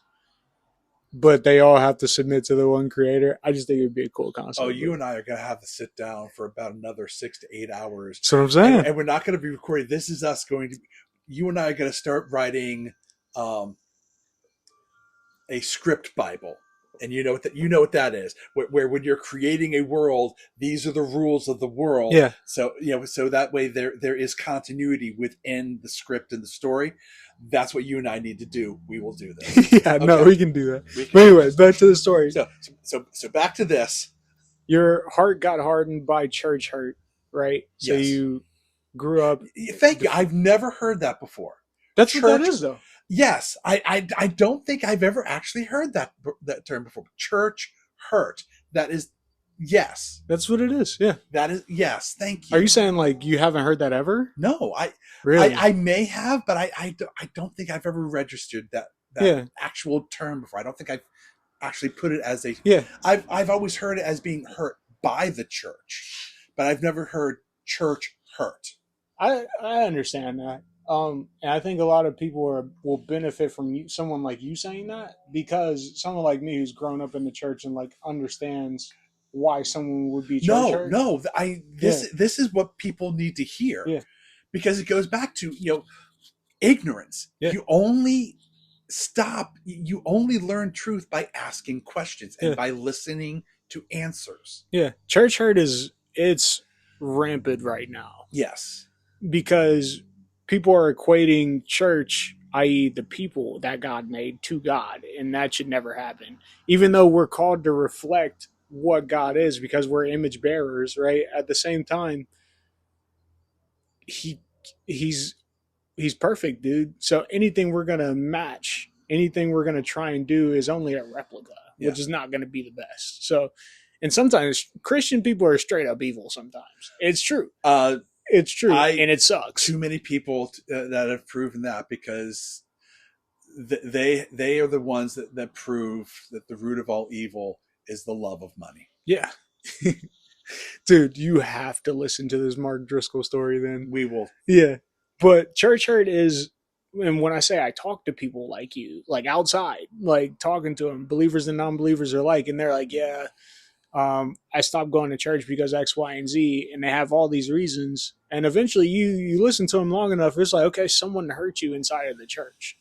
That doesn't mean that you don't believe in God. And a lot of them still hold on to their faith. They're just like, yeah, I don't associate with the church body anymore. I watch online or whatever. I read the Bible myself. You're supposed to do that, but you're also supposed to be in community. And a lot of what New Life talks about is like unity, not in like a tolerant way, but like unity as far as like holding people accountable to the call to love and follow God. At the same time, knowing that that's going to come with working through and forgiving people for hurting you. But that's hard to do if you don't have that perspective, because I didn't for a while. But at like I said, 19 and now going into 20, 21, into I feel like the 20s are just you're working out the kinks of what your life is going to be. Yeah. So so here I was, still suffering from church hurt. And dealing with my own life. Here, at that point in my life, I had a stepfather who, the best thing he did as a paternal figure was he showed me what not to do. He was physically abusive. He was psychologically abusive, emotionally controlling. Don't get me wrong. He did some good things. He made sure that I knew how to drive a standard transmission. That sounds like a little thing. But again, we're talking about Generation X. That was a thing. Yeah. At that particular point in time, if you did not know how to drive a transmission, your choice of vehicles was literally cut in half. There were some good things that he did. He taught me how to hunt. Mm-hmm. So he wasn't. God had has plans. That's all I can say. Yeah. So, I went into the military. During that time, like I said, I became a well-traveled person. I'm not going to talk much about what where I went and the things that I did. Um, but I have been shot. I have been stabbed. I have been blown up, and at one point, I even died. Um, I will talk about this a bit because this is a huge part of how I began to heal. When you were running into that, like, there was a singular moment, or was it a series of unfortunate events? It was well, that is for that is for the edited portion where I tell the full story on that one. Okay. But for this purpose, we will say it was a singular event. Okay. I died. I saw a field. I saw a field. It was filled with grain, and it was, the whole golden waves. I saw a tree. I can only call it the tree of life. Whether you want to call it the tree of life, the world tree, Yggdrasil, however you want to call it, but it was a tree, and it was huge.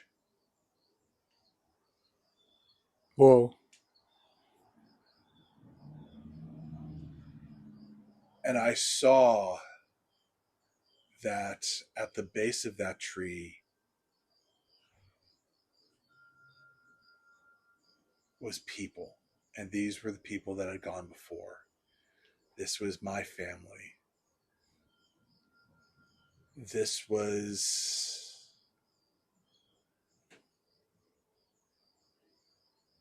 heaven. This was, I don't know how to describe it.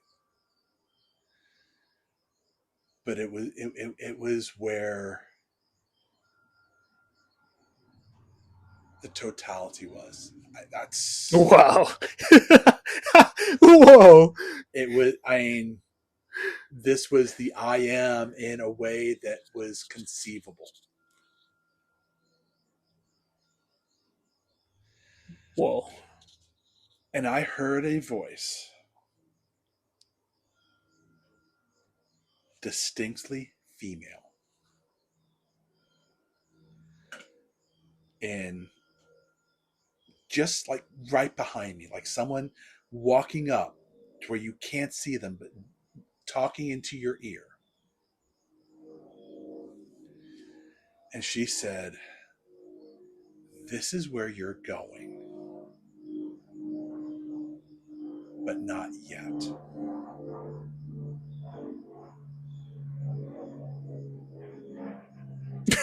Wow.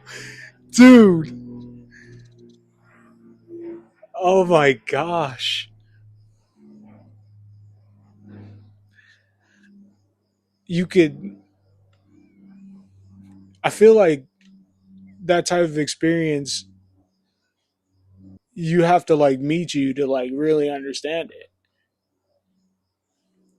When you say in totality, like after seeing and knowing you for a while, I understand. Yeah. To help other people, because you say after knowing me for a while, that's you understand what that means. So help me. So I will now try to help everyone else understand the idea of this. Okay, and this is actually a basis for what comes later. Yeah. you have an entire world of people with faith.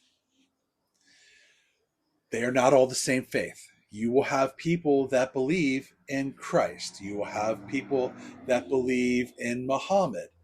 You will have people that believe in, the ways of the Buddha. You have, Shintos, Hinduists, the Jewish people and all this. These are all people who have a face for God in their head.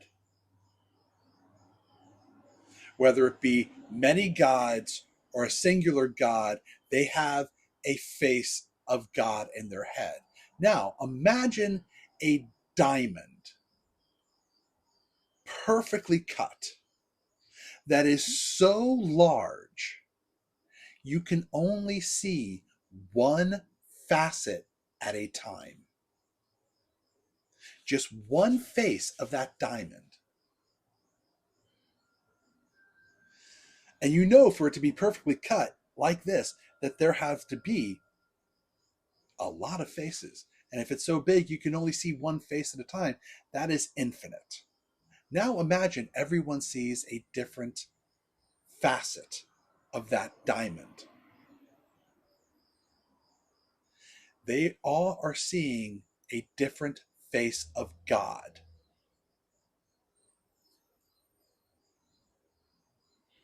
They think we're crazy. They do. But that is the spirit I understand what you're saying. of God. Yes. Yeah. No, I get that. Because it is something so far beyond what we can describe that we can't describe it. Every description is flawed. Yeah. Even the tree one, which is beautiful, it almost felt like the people were the roots of the tree that were sprung so high. And you were walking into that, and that voice is like, hey, not yet, but this is what that is, what you're looking for. Because when we pass on into the kingdom of God, we become one with it. Yeah. Yeah.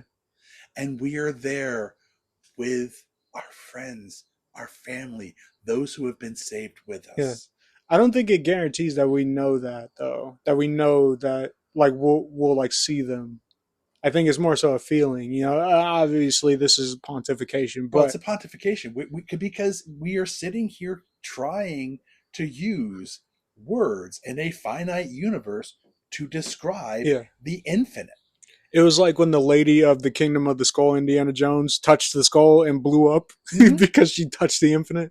That's what she you're talking saw about. Too much. Yeah. I've had to repent of wanting to know too much. In the Old Testament, Moses is literally told to turn away because you cannot see the face of God. Yeah. Dude, it's beautiful. It's beautiful. It's pure. That is what I started to understand then. Okay. But it was still flawed. Well, the emotion of it, I would say, is not. No. But it wasn't there. Because I was still trying to work on being like, okay, well, this is my way, and I will continue on my way. And that's fine. I could have. Yeah. But that's not the calling I had. Well, I'm just verbally processing, having experiences like that, because I hear stories, and eventually I'll tell you, a story of mine.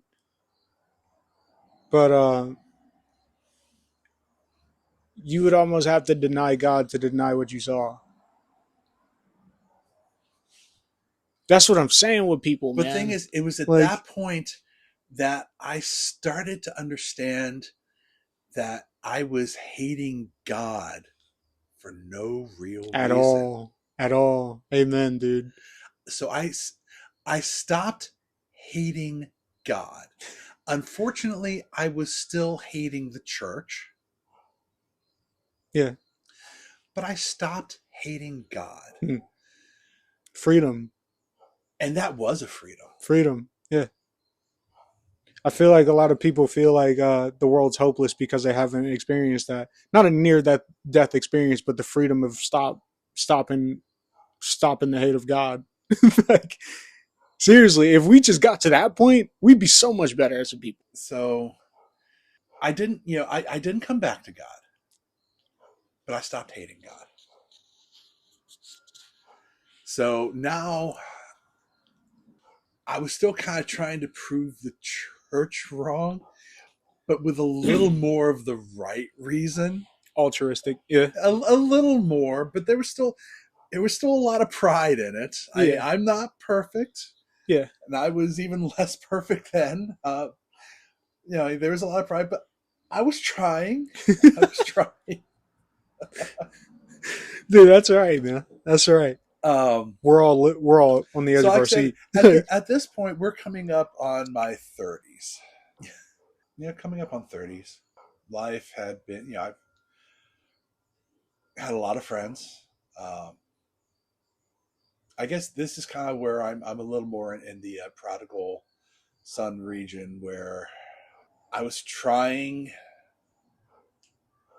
to live my life, not following the ways, but at least not hating them anymore. Mm-hmm. But being more open to meeting new people. Yeah, that's good. Which I guess is a good step in the right direction. I mean, you can't meet Jesus until you start meeting people. So I started meeting people, and not always the right people. But even some of those people that weren't the right people to meet led me to good people to know.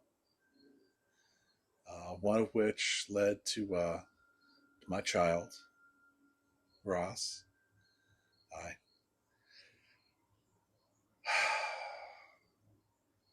I don't think I can really love anyone more. I love my kid. I love all my kids, which is, I think we're getting close to that part. The breakthrough. Yes, getting close to there. Yeah. Through a series of events, and I do mean a series of events that probably go, I personally can take back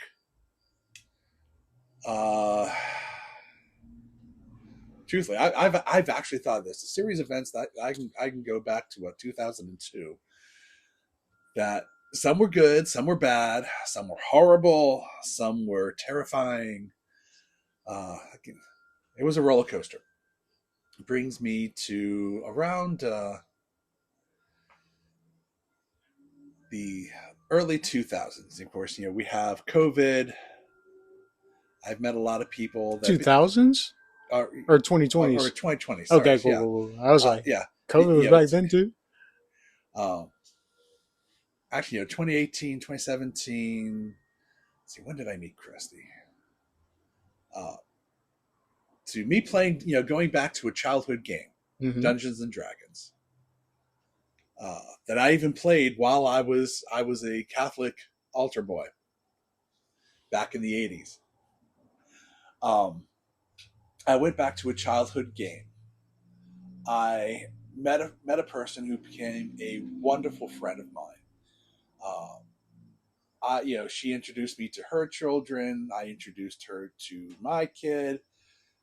We became really good friends. We all played Dungeons and Dragons together as a group and with other people to socialize.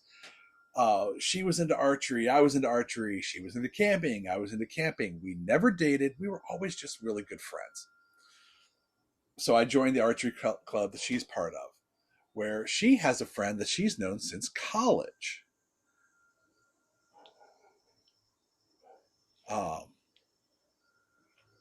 They have been through thick and thin raising kids together. And in 2022, I met Crystal.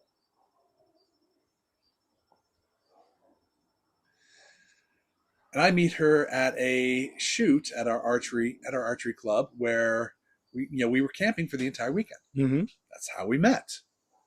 We got to talking, and Christy was there. And Christy was like, yes, this is my friend Crystal. And Christy, was also like, this is my friend John. And Crystal like, hi. And we became friends, and we're friends with Christy, and we became the Three Musketeers. Yeah. So here we are, three single parents, each of us raising children. At the time, I was a part-time dad. Well, I had visitation with Ross because he lived with his mother. So on my weekends, and by the way, Ross plays Dungeons and Dragons, loves archery, and loves to camp. So on really good person, man. So seriously. On my weekends with Ross, we would go camping and shooting archery at the trails, and where we would have meet with Christy and Crystal, and we would camp and shoot archery. I mean, we became a family. I would say we became a clan. That's a clan with a C for people who know, because remember, I'm Irish. We have clans there too. The good ones. Did you see that movie Sinners, dude? No, I have not seen that yet. All right, we'll talk about that later. Okay. But it had a lot to do with the Irish and black people. But anyway, whatever. Go ahead. It's good. But we all became really good friends. This is through 2022. Mm-hmm. We met at the beginning of 2022. We didn't even get through all of it. We're coming up on October of 2022. And I'm falling in love with Crystal. Aww. But at the same time, I just gotten out of a bad relationship. I had just kind of resigned myself to being single. I have, this really good relationship and friendship with these two women, Crystal and Christy. And I am not going to do anything to risk this friendship, because it has become so much to me. And I don't want to hurt them. I don't want to hurt their kids. I don't want to hurt Ross. I am not going to do anything to jeopardize this friendship. Right. Unbeknownst to me, Crystal is falling madly in love with me. And she has had horrible relationships. Yeah. It's not been good. Her story is hers to tell. Mm-hmm. So she has, here's this friendship and relationship she has with Christy and me, and she doesn't want to hurt me or Ross or any of their kids. So she's not going to do anything to jeopardize this friendship. It's a Mexican standoff here, dude. You guys got the love guns at each other. What the heck, bro? So nobody's going to shoot. Except we don't know that the other person has a gun. And we blindfolded Mexican standoff. That's exactly what it is. So I will tell this much of her story. So she finally prays to Jesus and says, God, please tell me how, what to do in this. So finally Jesus says to her, well, why don't you just tell him to reject you? And she's like, that's a wonderful idea. So at the time I'm driving as a truck driver, and so I'm off, in another state, and she calls and we're talking, and she's like, we really need to talk. I said, okay, well, I'm right here. It's always a weird conversation after that. This is a weird conversation that we have. She says, I want you to do me a favor. I want you to just tell me you're not interested in me so I can get over my feelings for you and we can continue on being friends. You guys are freaking middle schoolers, bro. Yes, we are. Keep in mind, at this point, that's adorable. I am, 49 years old. And I'm not going to say how old she is. I am a gentleman. I am 49 years old. And she says this to me. And I just pause. And she's like thinking, okay, God, I did what you said, and I'm going to accept the end of this friendship right here. And I say, well, I could do that, but I would be lying. I'm not going to. And my mother Were taught those me, your exact words? yes, those Oh, are wow. my exact words. I said, I would do that, but I would be lying. You guys are lovebirds. Ah. So now, of course, we do this, and now we're terrified to tell Christy. Yeah. They're going to hear this and be dying laughing at this part, dude. Right? Oh, don't worry. This is foreshadowing.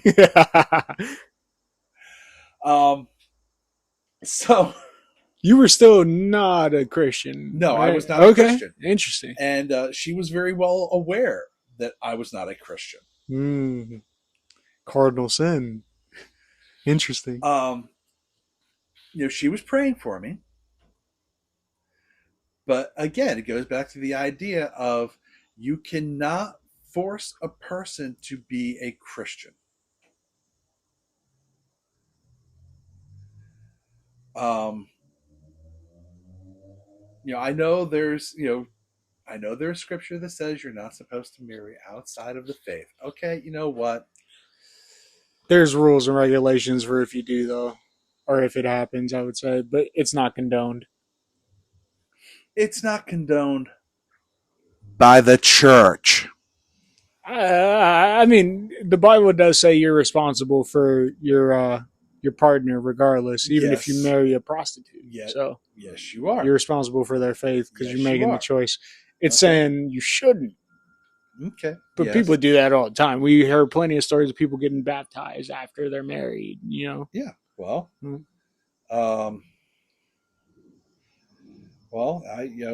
You can say that all you want. I'm willing to accept that. But I would give you John 13:34. Okay. Are you sure you didn't write this? Your name's John. I'm very sure. Don't get me wrong. I'm old. I'm not that old. Biblical times. Yeah, what's it say? A new command I give you: love one another, as I have loved you. So you must love one another. Yeah, but who was John talking to? He was talking to us. No. Okay. These are the words of Jesus. Okay. Okay. A new command I give you. I, not John. I.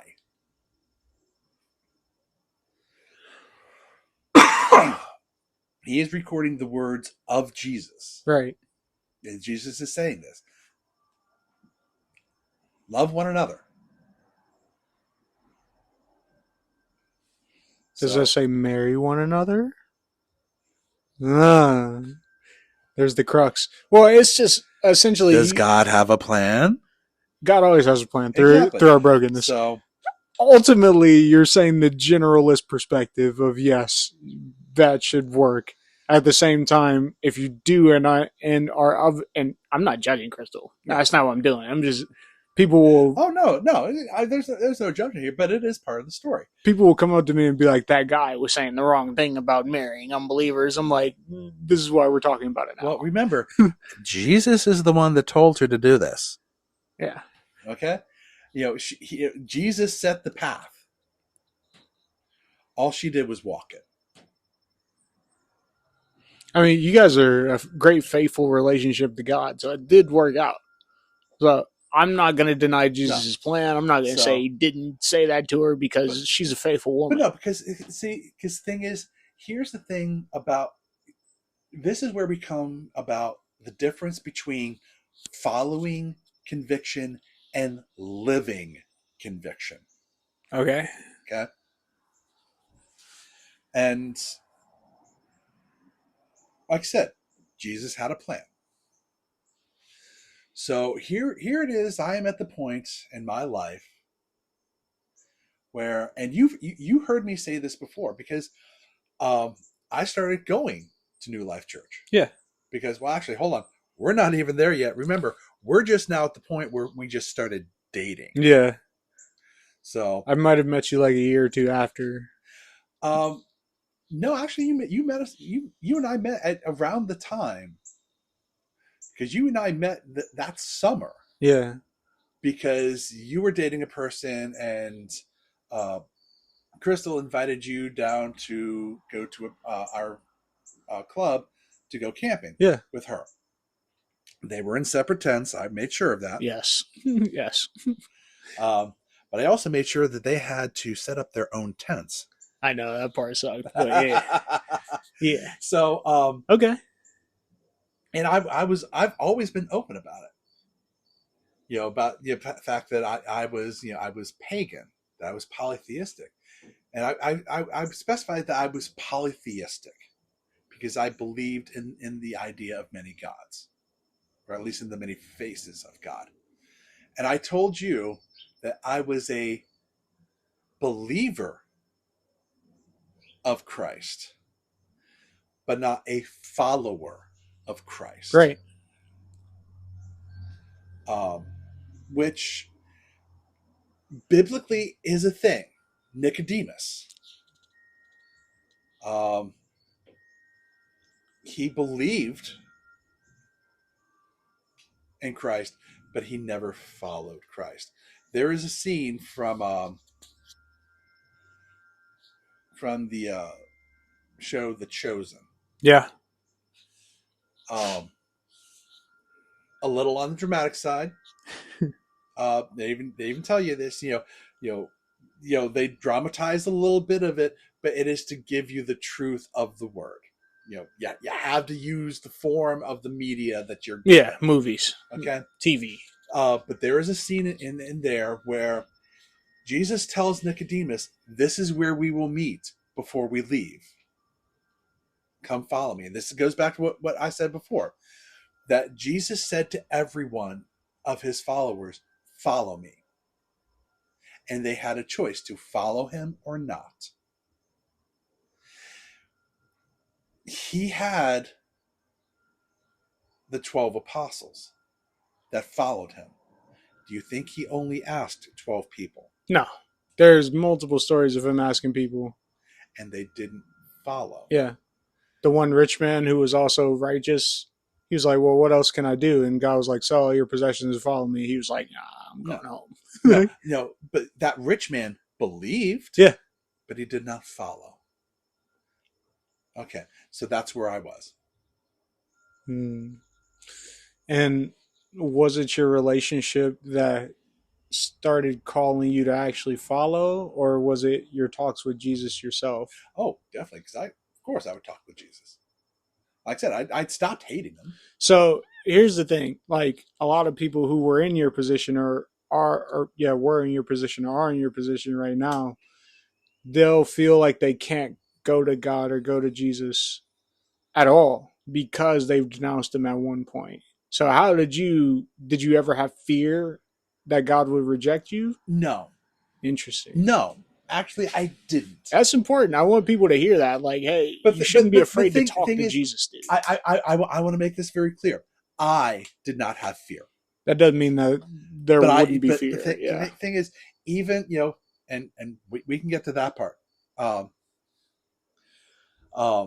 I did not have fear because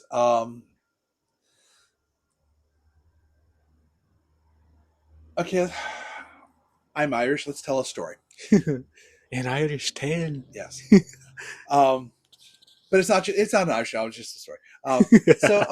So we're kids. We're back when we're 4, 5, 6 years old. Okay. Yeah. You have a friend. You're best friends. You do everything together. Something happens, and all of a sudden you just hate him. For the next week, you're not going to talk to him or do anything with him because you hate him. No, I don't want to talk to you. You stepped on my G.I. Joe. Okay? A week later, okay, dude, God, hey, you know what? We were both idiots. You high-five each other. You go off. You have a Coke, whatever. You're best friends again. You're talking to each other. Okay? You're saying that was your relationship with God? Yeah. Okay. So you guys are always friends? Yeah. Okay. And at the time, now keep in mind, this is an analogy. Right. Yeah. Not literal, please. So, at the time, I was friends with him. I was friends with, Bridget. She and I, I like to cook. She and I go talk, go in the kitchen. We talk recipes, stuff. Bridget, The god, the goddess, the goddess of the hearth and the home. right? Cooking, providing. Hey, here, I'll give you comforts. Here, have some soup. It didn't feel crowded, like in your mind. No. Okay. Okay.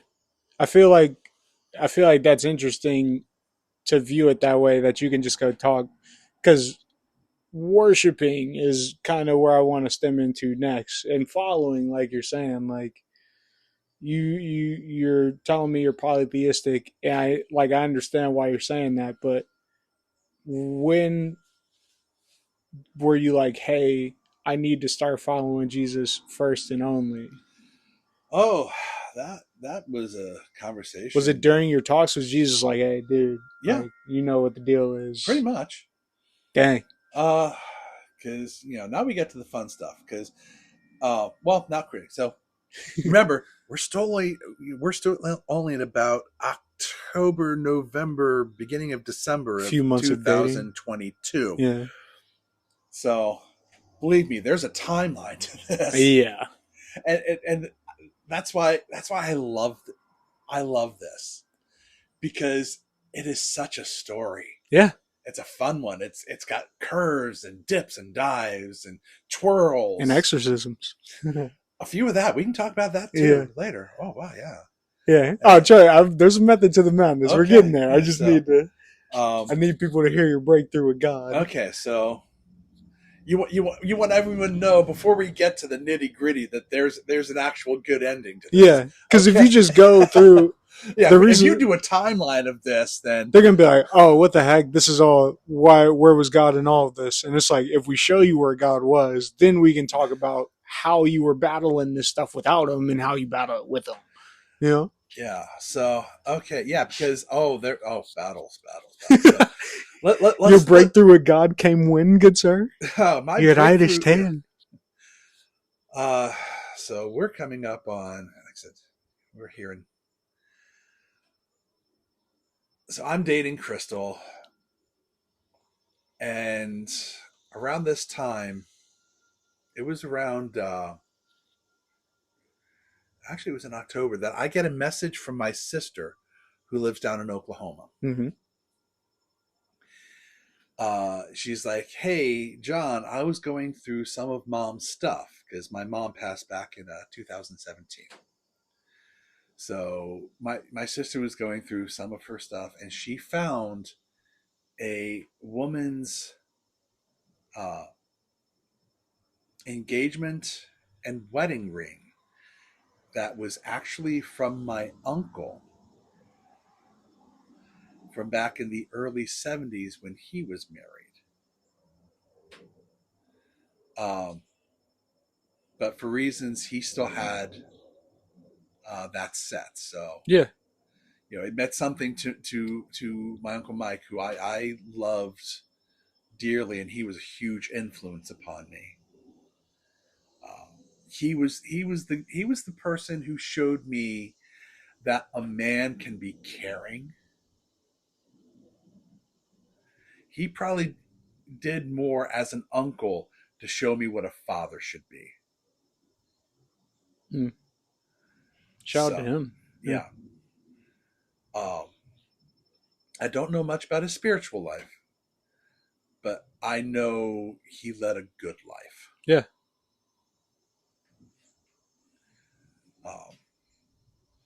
So, if it meant something to him that he kept it and that my mother kept it after he passed back in 1995, then there's a reason it's here. So that was in October, and I didn't think about it until about halfway through December. She and I had only been actually dating for like 2 months, and I knew I wanted to marry this woman.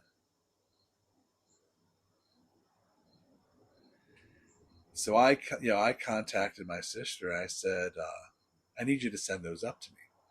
Now, unfortunately, it did not get up here in time for that. But on December 31st of 2022,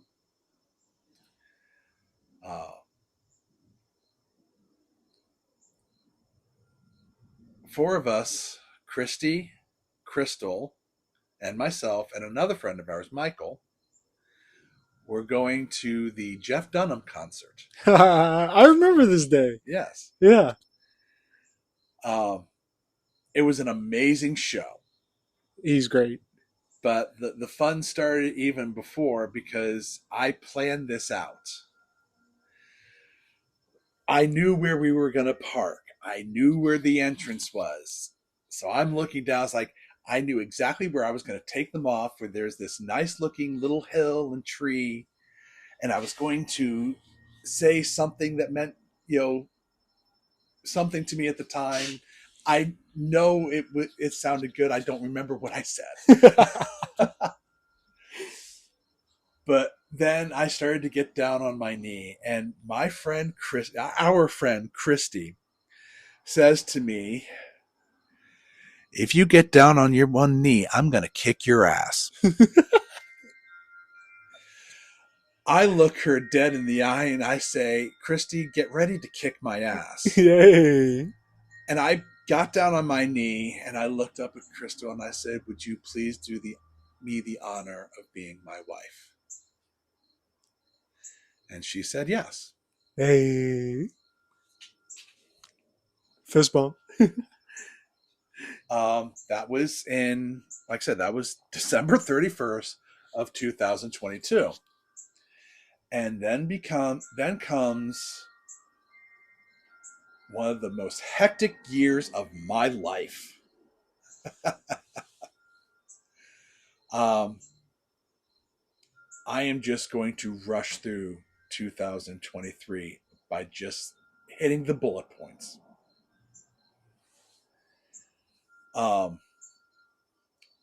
First, we already plan on the wedding being on June 16th. We're doing it ourselves. Just because I'm a little prideful and I want to point this out, we did this wedding on our own, planned it all. Our reception we did it was sort of a redneck potluck thing, but I did the main course where I smoked brisket and pork loin, and I am now known throughout the entirety of the church for my smoked brisket and my personal rub that I use. It's really good. I can 100% confirm I'm not a small boy. Like he makes some good food, makes some good rub.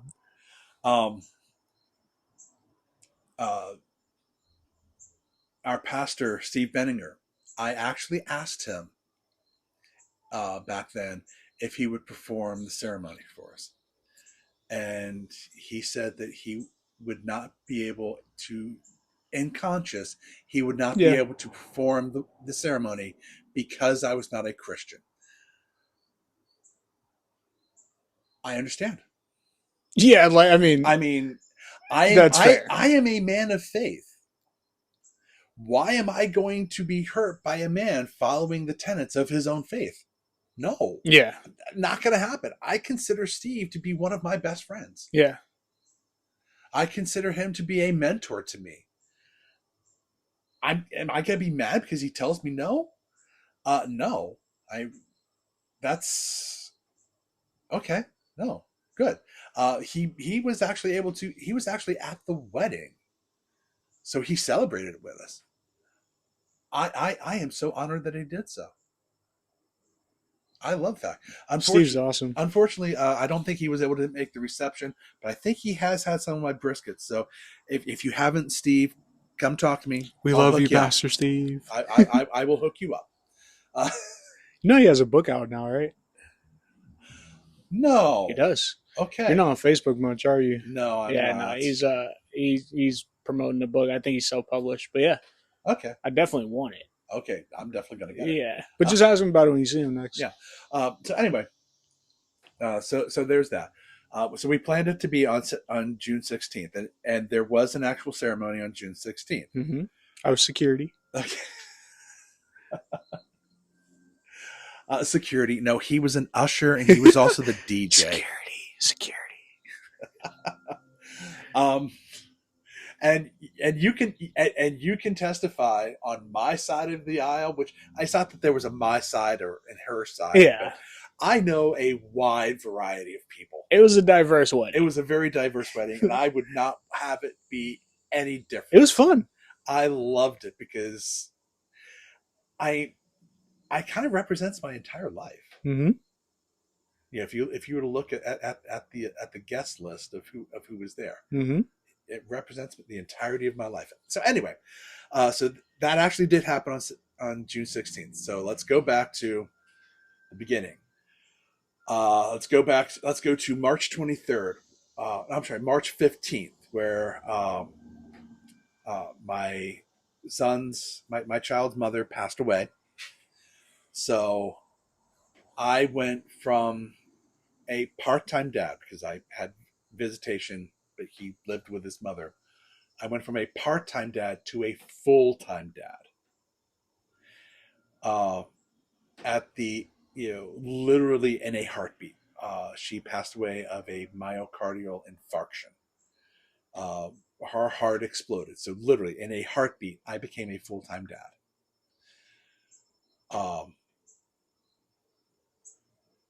March 24th, for legal reasons, the person who later performed our ceremony for the wedding, we did the paperwork and we were legally married on March 24th.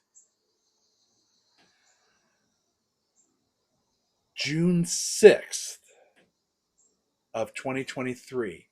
This was also at the beginning of the air quality alerts from the Canadian wildfires. Mm-hmm.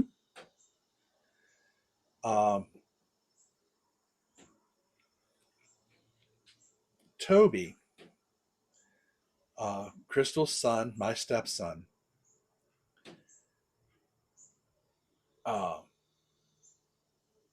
is having problems breathing. We attributed it to the bad air that was happening because he does have breathing issues. They went to an urgent care. They sent him to an ER. We end up finding out that he has a 10-centimeter aneurysm. He ends up at the Cleveland Clinic where they repair the aneurysm. But he is now in the hospital for the next 11 weeks. It was a while, dude. It was quite a while. Yeah, we love you, Toby. He's still alive, though. He is still with us. God has plans for him, and I can't wait to see them. I know, it's gonna be so fun. He is recovering. He is getting better, better and better every day. Yeah, amen. It's difficult. That let's not sugarcoat it. This is a trial. Yeah. This also shows the faith that Toby has. We love you, Toby. Yeah. Yeah, man.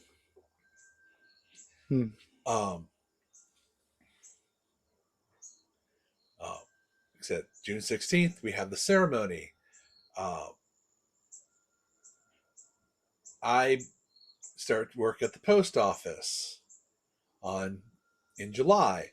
I'm working in the post office. I end up developing osteoarthritis in my left foot, which is becoming an issue that lasts throughout.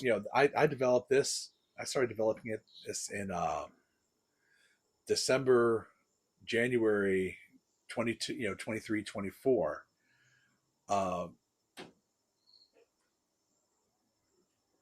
24, a lot of other, things were getting worse and getting better at the same time. Some other things happened, but anyway, in 2024, but all this is going on. Yeah. There are good things, there are bad things. There's been a lot of trials. But during all this time, like I said, my first and foremost, also to be clear, and I know many people are not going to recognize it as such, but I do. During my time as a pagan, uh, I did become ordained. I actually, in the state of Ohio, hold the power to perform the marriage ceremony legally. I still have that certificate, and I have actually performed marriages. I would like to report that both marriages I performed, because I've done it for friends, are going very strong. That's good.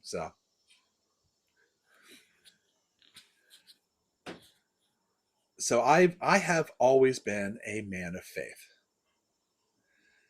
And now I'm talking to Jesus again, and all this is going on, and I'm going to New Life because New Life is probably the rarest church I've ever seen. It's pretty good. Yeah. Because it is the first church that I have personally been to. And I think we're starting to see more and more of this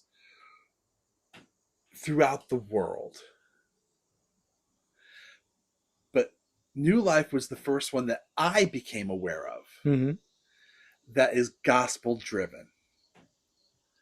They are willing to have people come in that are not followers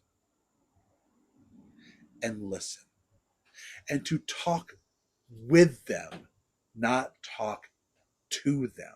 Yeah.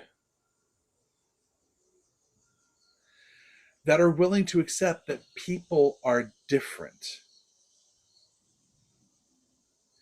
But that doesn't mean we don't have things in common. Yeah. Yeah. And we have to find those common things to build ourselves into a relationship with each other and with God.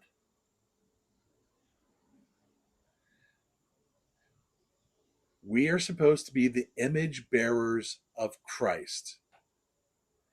He went to the sick, not just of the body, Not physically but of ill. the Yeah. spirit.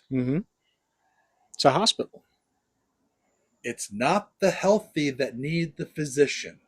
So why do we want to keep sick people out of a hospital? Yeah.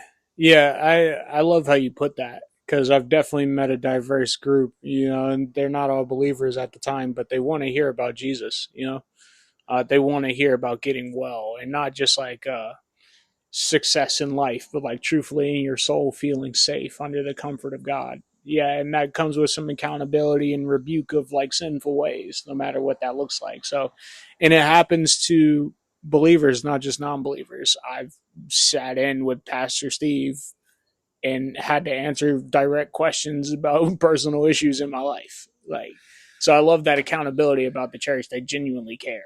Like, and Jake's the same way. Because what's the first way to reach out to a person? Talk to them.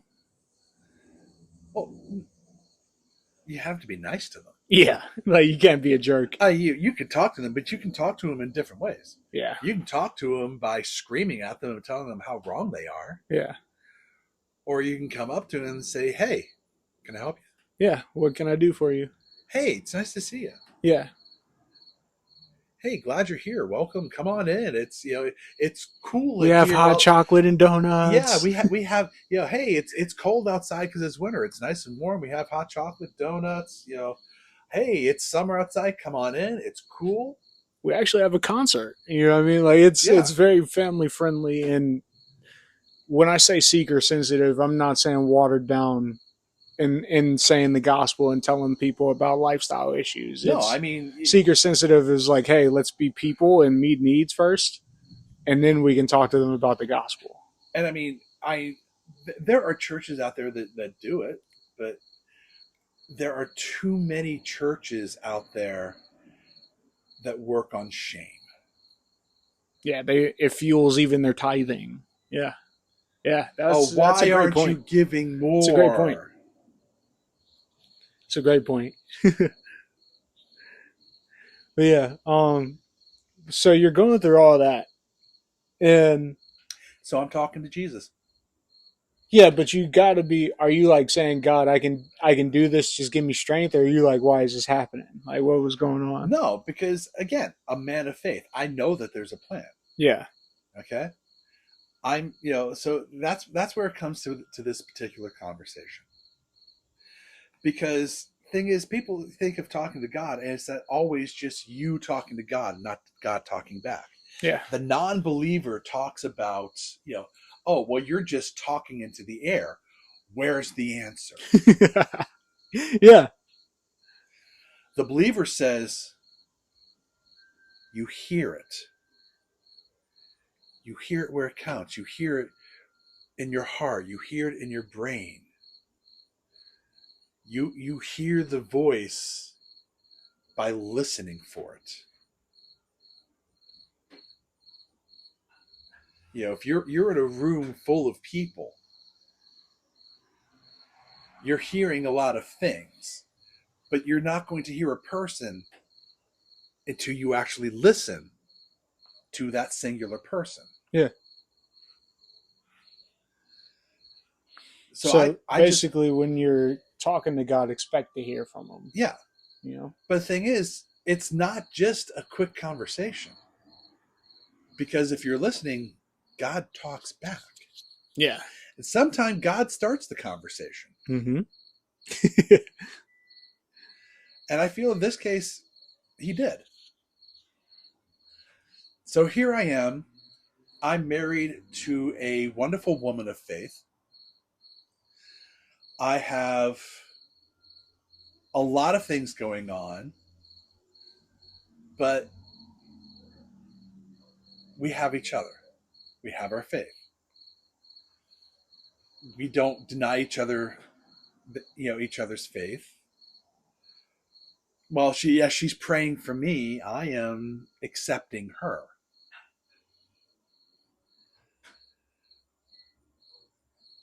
Because I don't hate God anymore, I'm opening, I'm open to hearing His voice. Mm-hmm.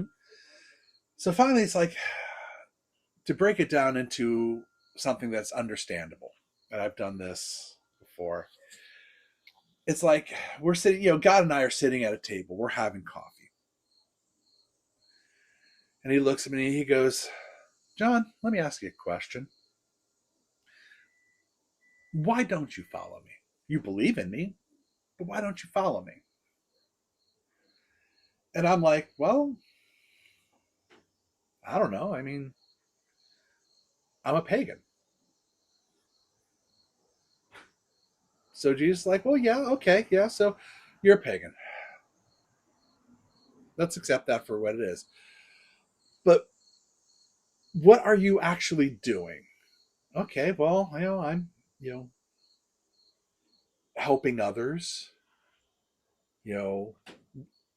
Sometimes I'm helping others by feeding them. Sometimes I'm helping others by, if they have a crisis in faith. And I've had, you and we've had many conversations about faith back then. And I've said, because of the studies I have done and because of the life I have lived, I have sometimes a unique point of view that is at least different enough to make someone go, I haven't quite thought of it that way. Sometimes you have to think out of the box to see what's going on. Mm-hmm. Or sometimes you have to step out of the cave. Yeah. You see how it's kind of interconnected? The light. The light. It's the light. That's the answer. No one thinks about saying the important thing of that allegory is the light. Yeah. So, a unique perspective. So Jesus is like, okay, so let's ignore that part about gods, because we've already read the paper, we've heard the argument. There are many other people that have made this argument as well, and for various reasons, talking about the difference of El and the Elohim and Elohim, and the gods of Egypt and the gods of Canaan, the God of Israel. What's the difference between the gods of Egypt and the gods of Canaan, and the gods and God of Israel is a capital G and an S at the end of the word. There are a lot of people that have many different views on this. Some even that deny or say that there is only one. Okay, I'm not here to argue any of those points. That's not what God was doing either. He was like, that's not what I'm talking about. That's not what I'm talking about either. Right. I'm talking about my experience and my conversation with Christ. Right. Yeah. So Jesus is saying this. So what you're telling me is that you believe in what I say about loving one another. Well, yeah. I mean, I look at my personal trinity. Again, we're talking about me as a pagan.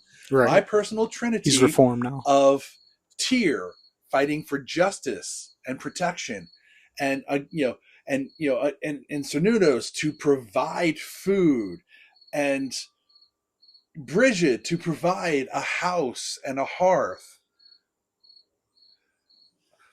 Oh, so you mean the house of God? You mean the house that was built on me? Oh, okay, yeah, that's the house I'm talking about. Did it not seem obvious when he said it? At that point, it was like, duh. Talking about the things that are derived from me? Yeah. Right? Yeah. And at that point, in my head, it just kind of clicked. Yeah. Everything I have researched, everything I have said, everything I have built my life on, the values of helping and protecting and providing, are all built on the rock of God. Amen. Okay.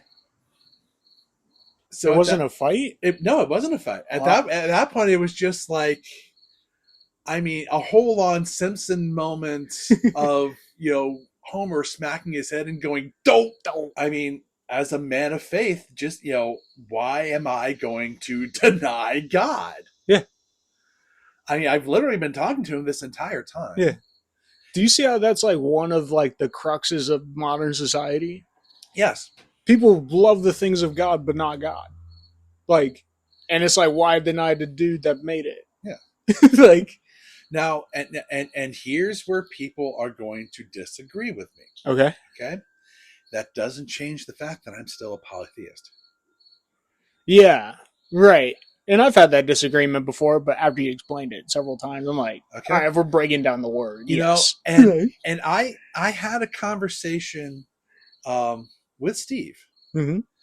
And because he remembers everything, he brought it back around to this. And he said, how do you feel about your beliefs back then? I said, I feel that those gods I followed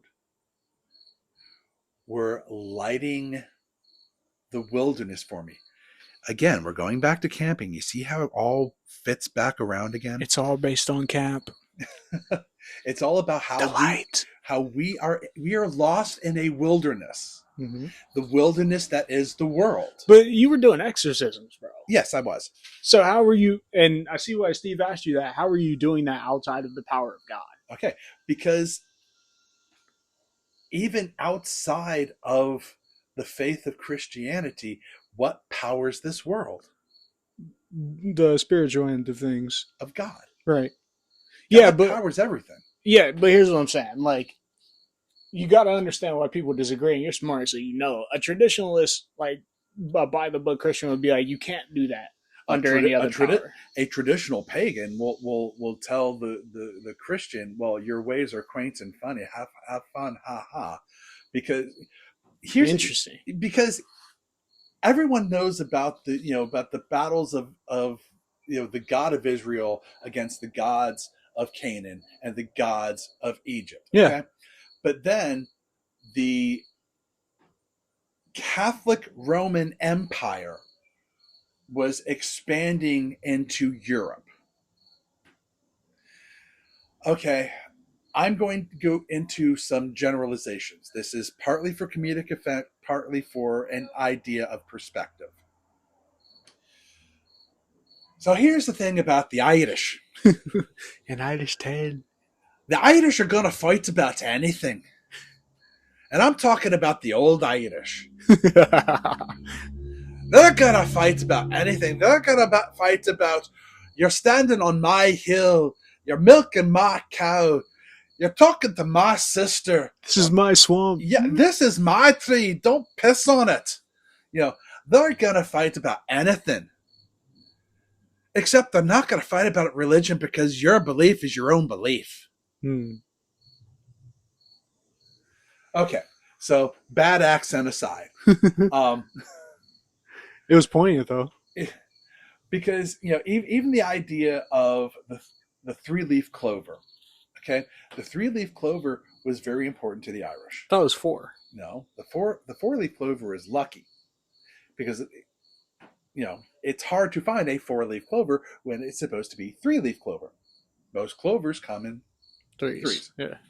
Okay, and a Christian monk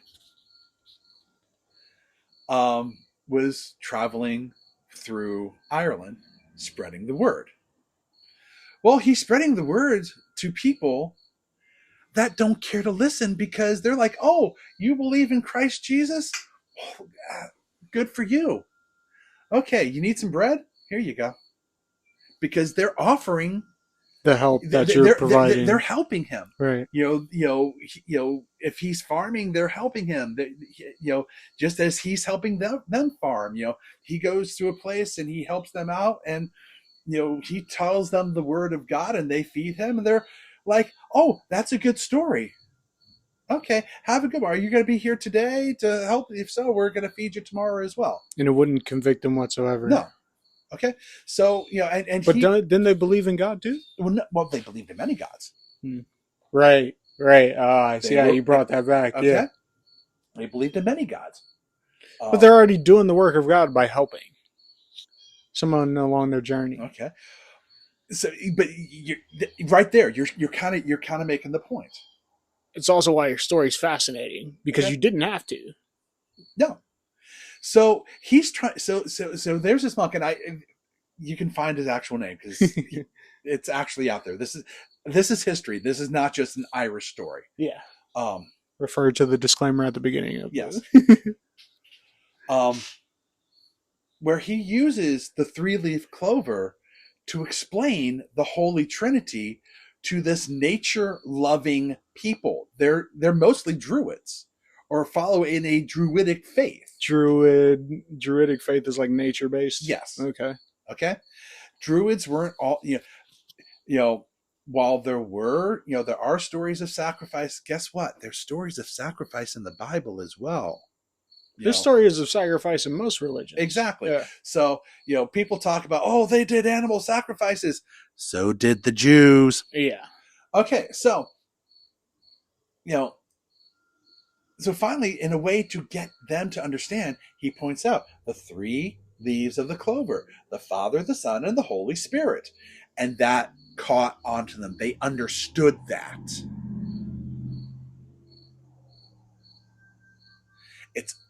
It was about perspective. Right. So when you were saying that your old Trinity was lighting your path, that's what the Christian monk was doing to the Druids. Well, no, that's what... well, yes. Yeah. Yeah. Well, yeah. Okay. I'm understanding how you got there and why you label yourself a Messianic Pagan. I understand that. It's just hard for someone who's labeled themselves a Christian their whole life to identify with that, Which is why I'm like, I talk to people like you and who have been in your situation and they don't understand it like you. How did you get there? So that's awesome. how I got here was because I stopped being afraid. Of the one true God? Stop being afraid of what? I stopped being afraid to ask a question. Because here's where we kind of go a little Star Wars. Okay? I was angry that I was told no when I asked a question. Mm-hmm. And because we are all children, I was afraid of being told no if I asked another question. So you're like Anakin. Anakin is Darth Vader for those who don't know. I know people are If you listening don't that know don't by know. now- I know people who don't it's know. a spoiler, but if you don't know by now, Yeah, where have you figure it out, been dude. for literally the last, Ever? almost 50? It's almost Yeah. been half a century, people. Yeah. Come on, we know the story. Yeah. I have a slight tangent, but finish what you're saying. I'll remember it. Don't worry. But I stopped being afraid to ask a question. And if you can't ask a question, you can't talk with people. Yeah. So since I stopped being afraid, I started talking to God again. Okay. Because I have this theory that, like, most people know who God is. Most people are accepting of who God is. They just might A, have church hurt, or B, have a misunderstanding of how much more God is. You know what I mean? Like, how much more than any of his issue or your issues or doubts are. He's bigger than all that. Okay. Also a faction of this like show and everything. Sometimes I jump on live streams and like do live movie commentary. Like I'll pause it and talk about it from a biblical perspective. Maybe we should do that one day. It's honestly a lot of fun, dude. It's a lot of fun doing it. I have some interesting choices of movies for us to watch. Dogma. Oh, Dogma would be one of them. When it becomes available again. Right now, it's not available Why? because it's never been put out for streaming. Oh, that makes sense. Because You got to buy the DVD or something. Well, right now they're not even selling the DVDs or even the laser discs. I don't think there is there was a DVD for it. No, that was Jason Avery. But they're extremely rare and hard to find. They aren't producing them right now. Yeah. Because for the largest time they wouldn't do it because of their connection to Harvey Weinstein. Oh, that makes sense. Once they were able to to divest him from that, and it now belongs to Kevin Smith and View Askew, his production company, I believe. I know they just did a re-release in theaters for it. Mm-hmm. So I'm hoping that they actually put it out in streaming, whether it be free or to buy. Yeah. I don't care. I would love to. I love that movie. Yeah. It is hilarious. Yeah. It is rowdy. It is raunchy. But from a certain point of view, Pagan. It Pagan. is biblically relevant. That's a good way to put it. Yeah, because I'm watching this movie. It's called Maybe I Do, and I feel like it's a script that a Christian person wrote and handed it to Hollywood because they're still talking about the Bible and like having conviction in the movie, which is rare from like big Hollywood productions. So I think making biblically relevant stuff is a lot of the reason why we're talking on a podcast, dude. Like, and that's just it about having conviction. I'm going to spoil a little bit of spoiler alert. Dogma. So spoiler. Yes, spoiler alert. Go to the timestamp that is now flashing on your screen. The point of the Apostle Rufus in the movie. Okay.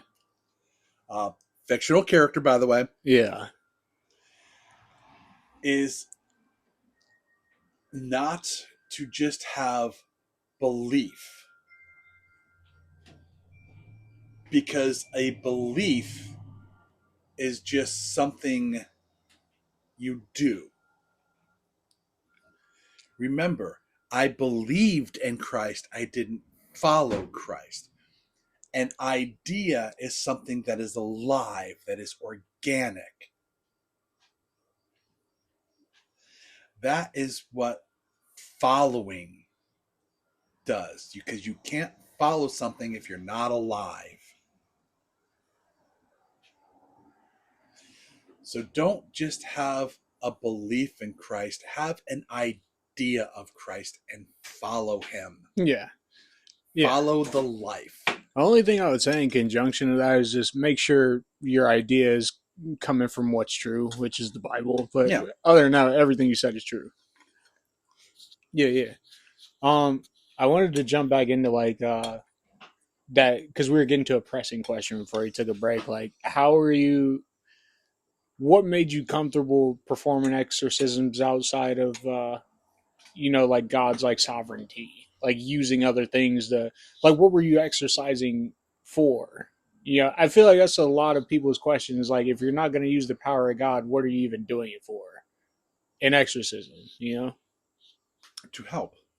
Someone needed help. Okay, so it wasn't. To me, it is both that complicated and that simple. That's pretty complicated to me. Like, because what I know, to like liberate people, yeah, but liberate them to what? Like, I feel like if you're just liberating somebody and not using the power of God or telling them about it after, then they're susceptible to the same thing. Because there's that Bible verse saying, if you cast out a demon, I'm paraphrasing, and you don't do something properly, they'll come back like 10 times stronger or something like that. I'm going to be perfectly honest. Yeah, no, please. I can't answer to that. I don't have an answer for that. Yeah, no. That's not necessarily true, because I tell the people, many times someone says, hey, I have a question, and I will tell them the truth. I have an answer. Okay. I do have an answer. Sometimes that answer is, I don't know. But it is an answer. That's an answer. Yeah. It is an answer. Might not be the one you want, but that's an answer. I don't know how, I don't know how to truly answer that. Yeah. But as to the why, someone needed help. Me and a few others were able to use our faith in a higher power. Like I said, we're polytheists, but we still believe. Please don't kill me in the email inbox, please. Oh, by all means, I will give you an email that they can send any arguments and question, and they can say anything they want to me. Yeah.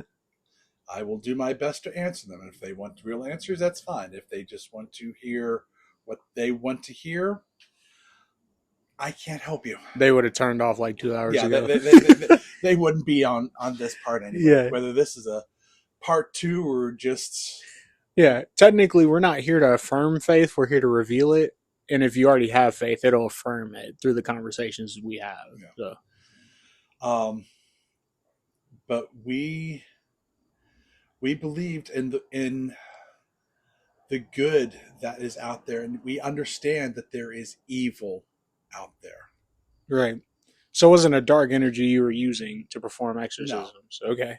So what would you say to the people, the Christian folk, or people that just are averse to the spiritual realm, that if you're not using it under God, it is evil?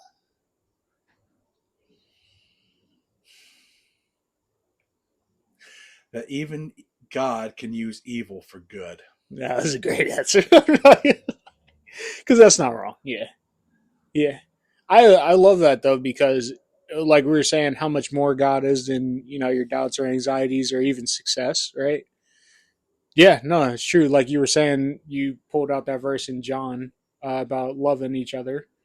And I feel like God experiences that on all levels, so he literally can use everything. He loved me when I was with him as a child. Mm-hmm. He loved me when I spat on him as a teenager. He loved me as I understood that I was angry at him for no reason, but I wasn't ready to come back. And he loved me enough to say, hey, I'm still here for you. Yeah, amen. Yeah. No, dude, that's awesome. With that love, I only had like one or two more questions, dude. Like with that love, like how do you bring the gospel to people today? Because you were talking about a little bit of your Celtic history and military history and even pagan history. So now that like you are redeemed, how do you get other people to that point of being, or at least being comfortable talking to God? Because they'll talk to you because you have God in you and you're a great person. But to get people to talk to God themselves, how do you do that? Okay. Because the first thing you have to do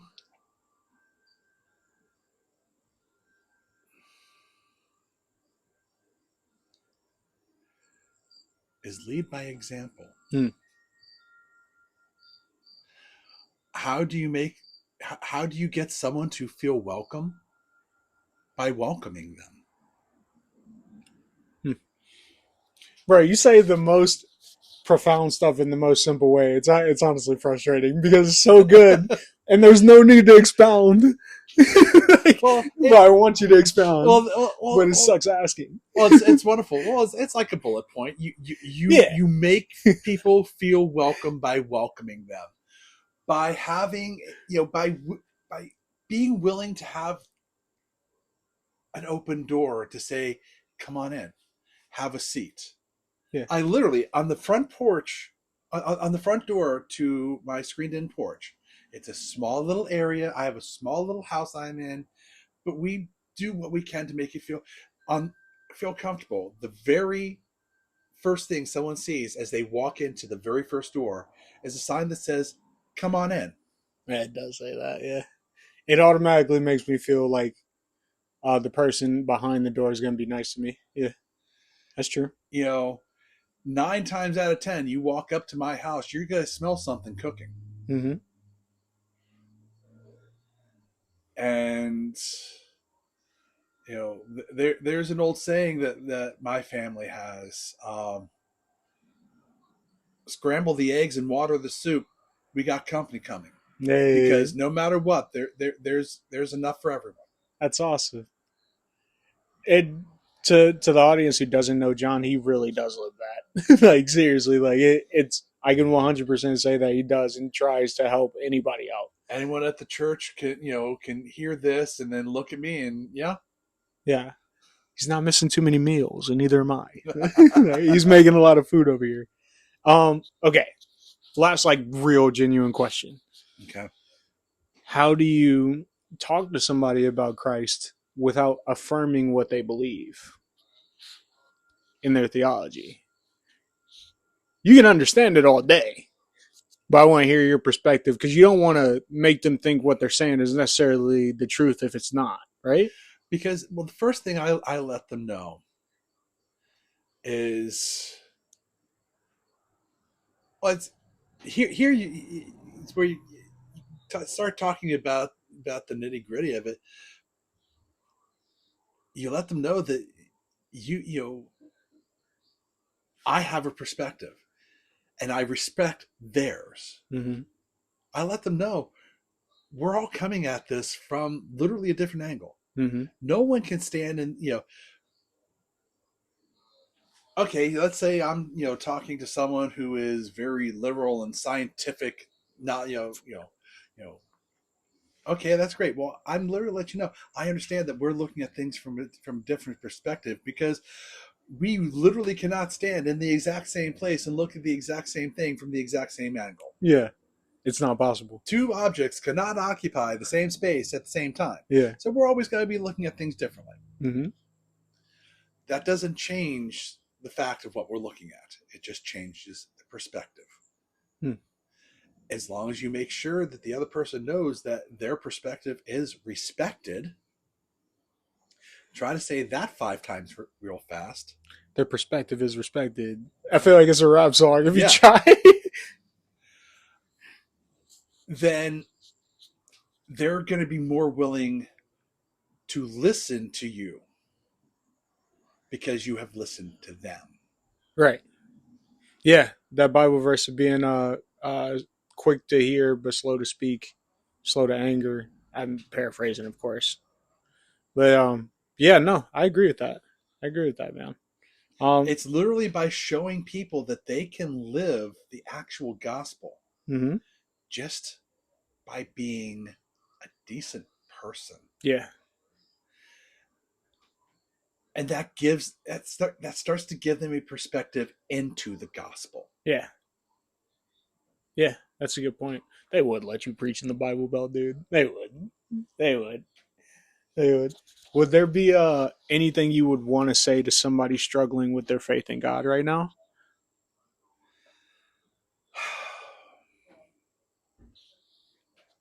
Don't be afraid to ask the question. Whatever that question is, don't be afraid to ask it. Yeah.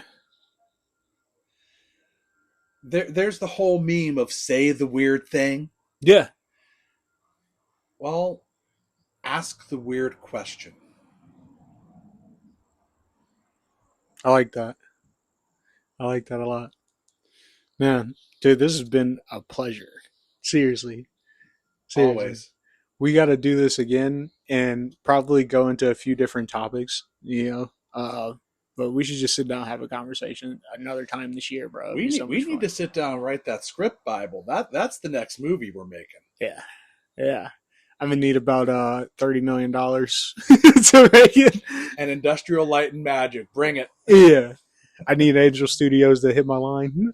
Or whatever studio, Monkey Paw or A24. An A24 Bible movie. A24 would be good. That would be good. That would be an awesome one. Yeah. That would be. I don't know. I'm not going to sit up here and say God can't do it. But is there anywhere you would want anybody to contact you, like a safe email they can reach you at if they have more questions or if they just wanted to give you encouragement or talk to you? You're not like a social media guy. I'm not really a social media guy. So I would say they could contact me. Let me make sure I've got the exact. Yeah, you don't want to send them to something. I don't want to send you to the wrong email address. Something that like for personal use or something like that. But dude, nothing but the utmost respect, man. While you're getting this, I just wanted to let you know, like, God definitely has a hand on your life and on your family, and everything that you're worried about is something you'll be smiling and laughing at when God's ready to move you forward. Okay, so here is the email. Mm-hmm. It is voices in the dark 74 at gmail.com. Voices in the dark 74 at gmail.com. Yes. How you normally spell the words too? Yes. Okay. Voices in the dark 74 at gmail.com. Okay. I'll put that in the description too. All right. But Ed, do you have any send off?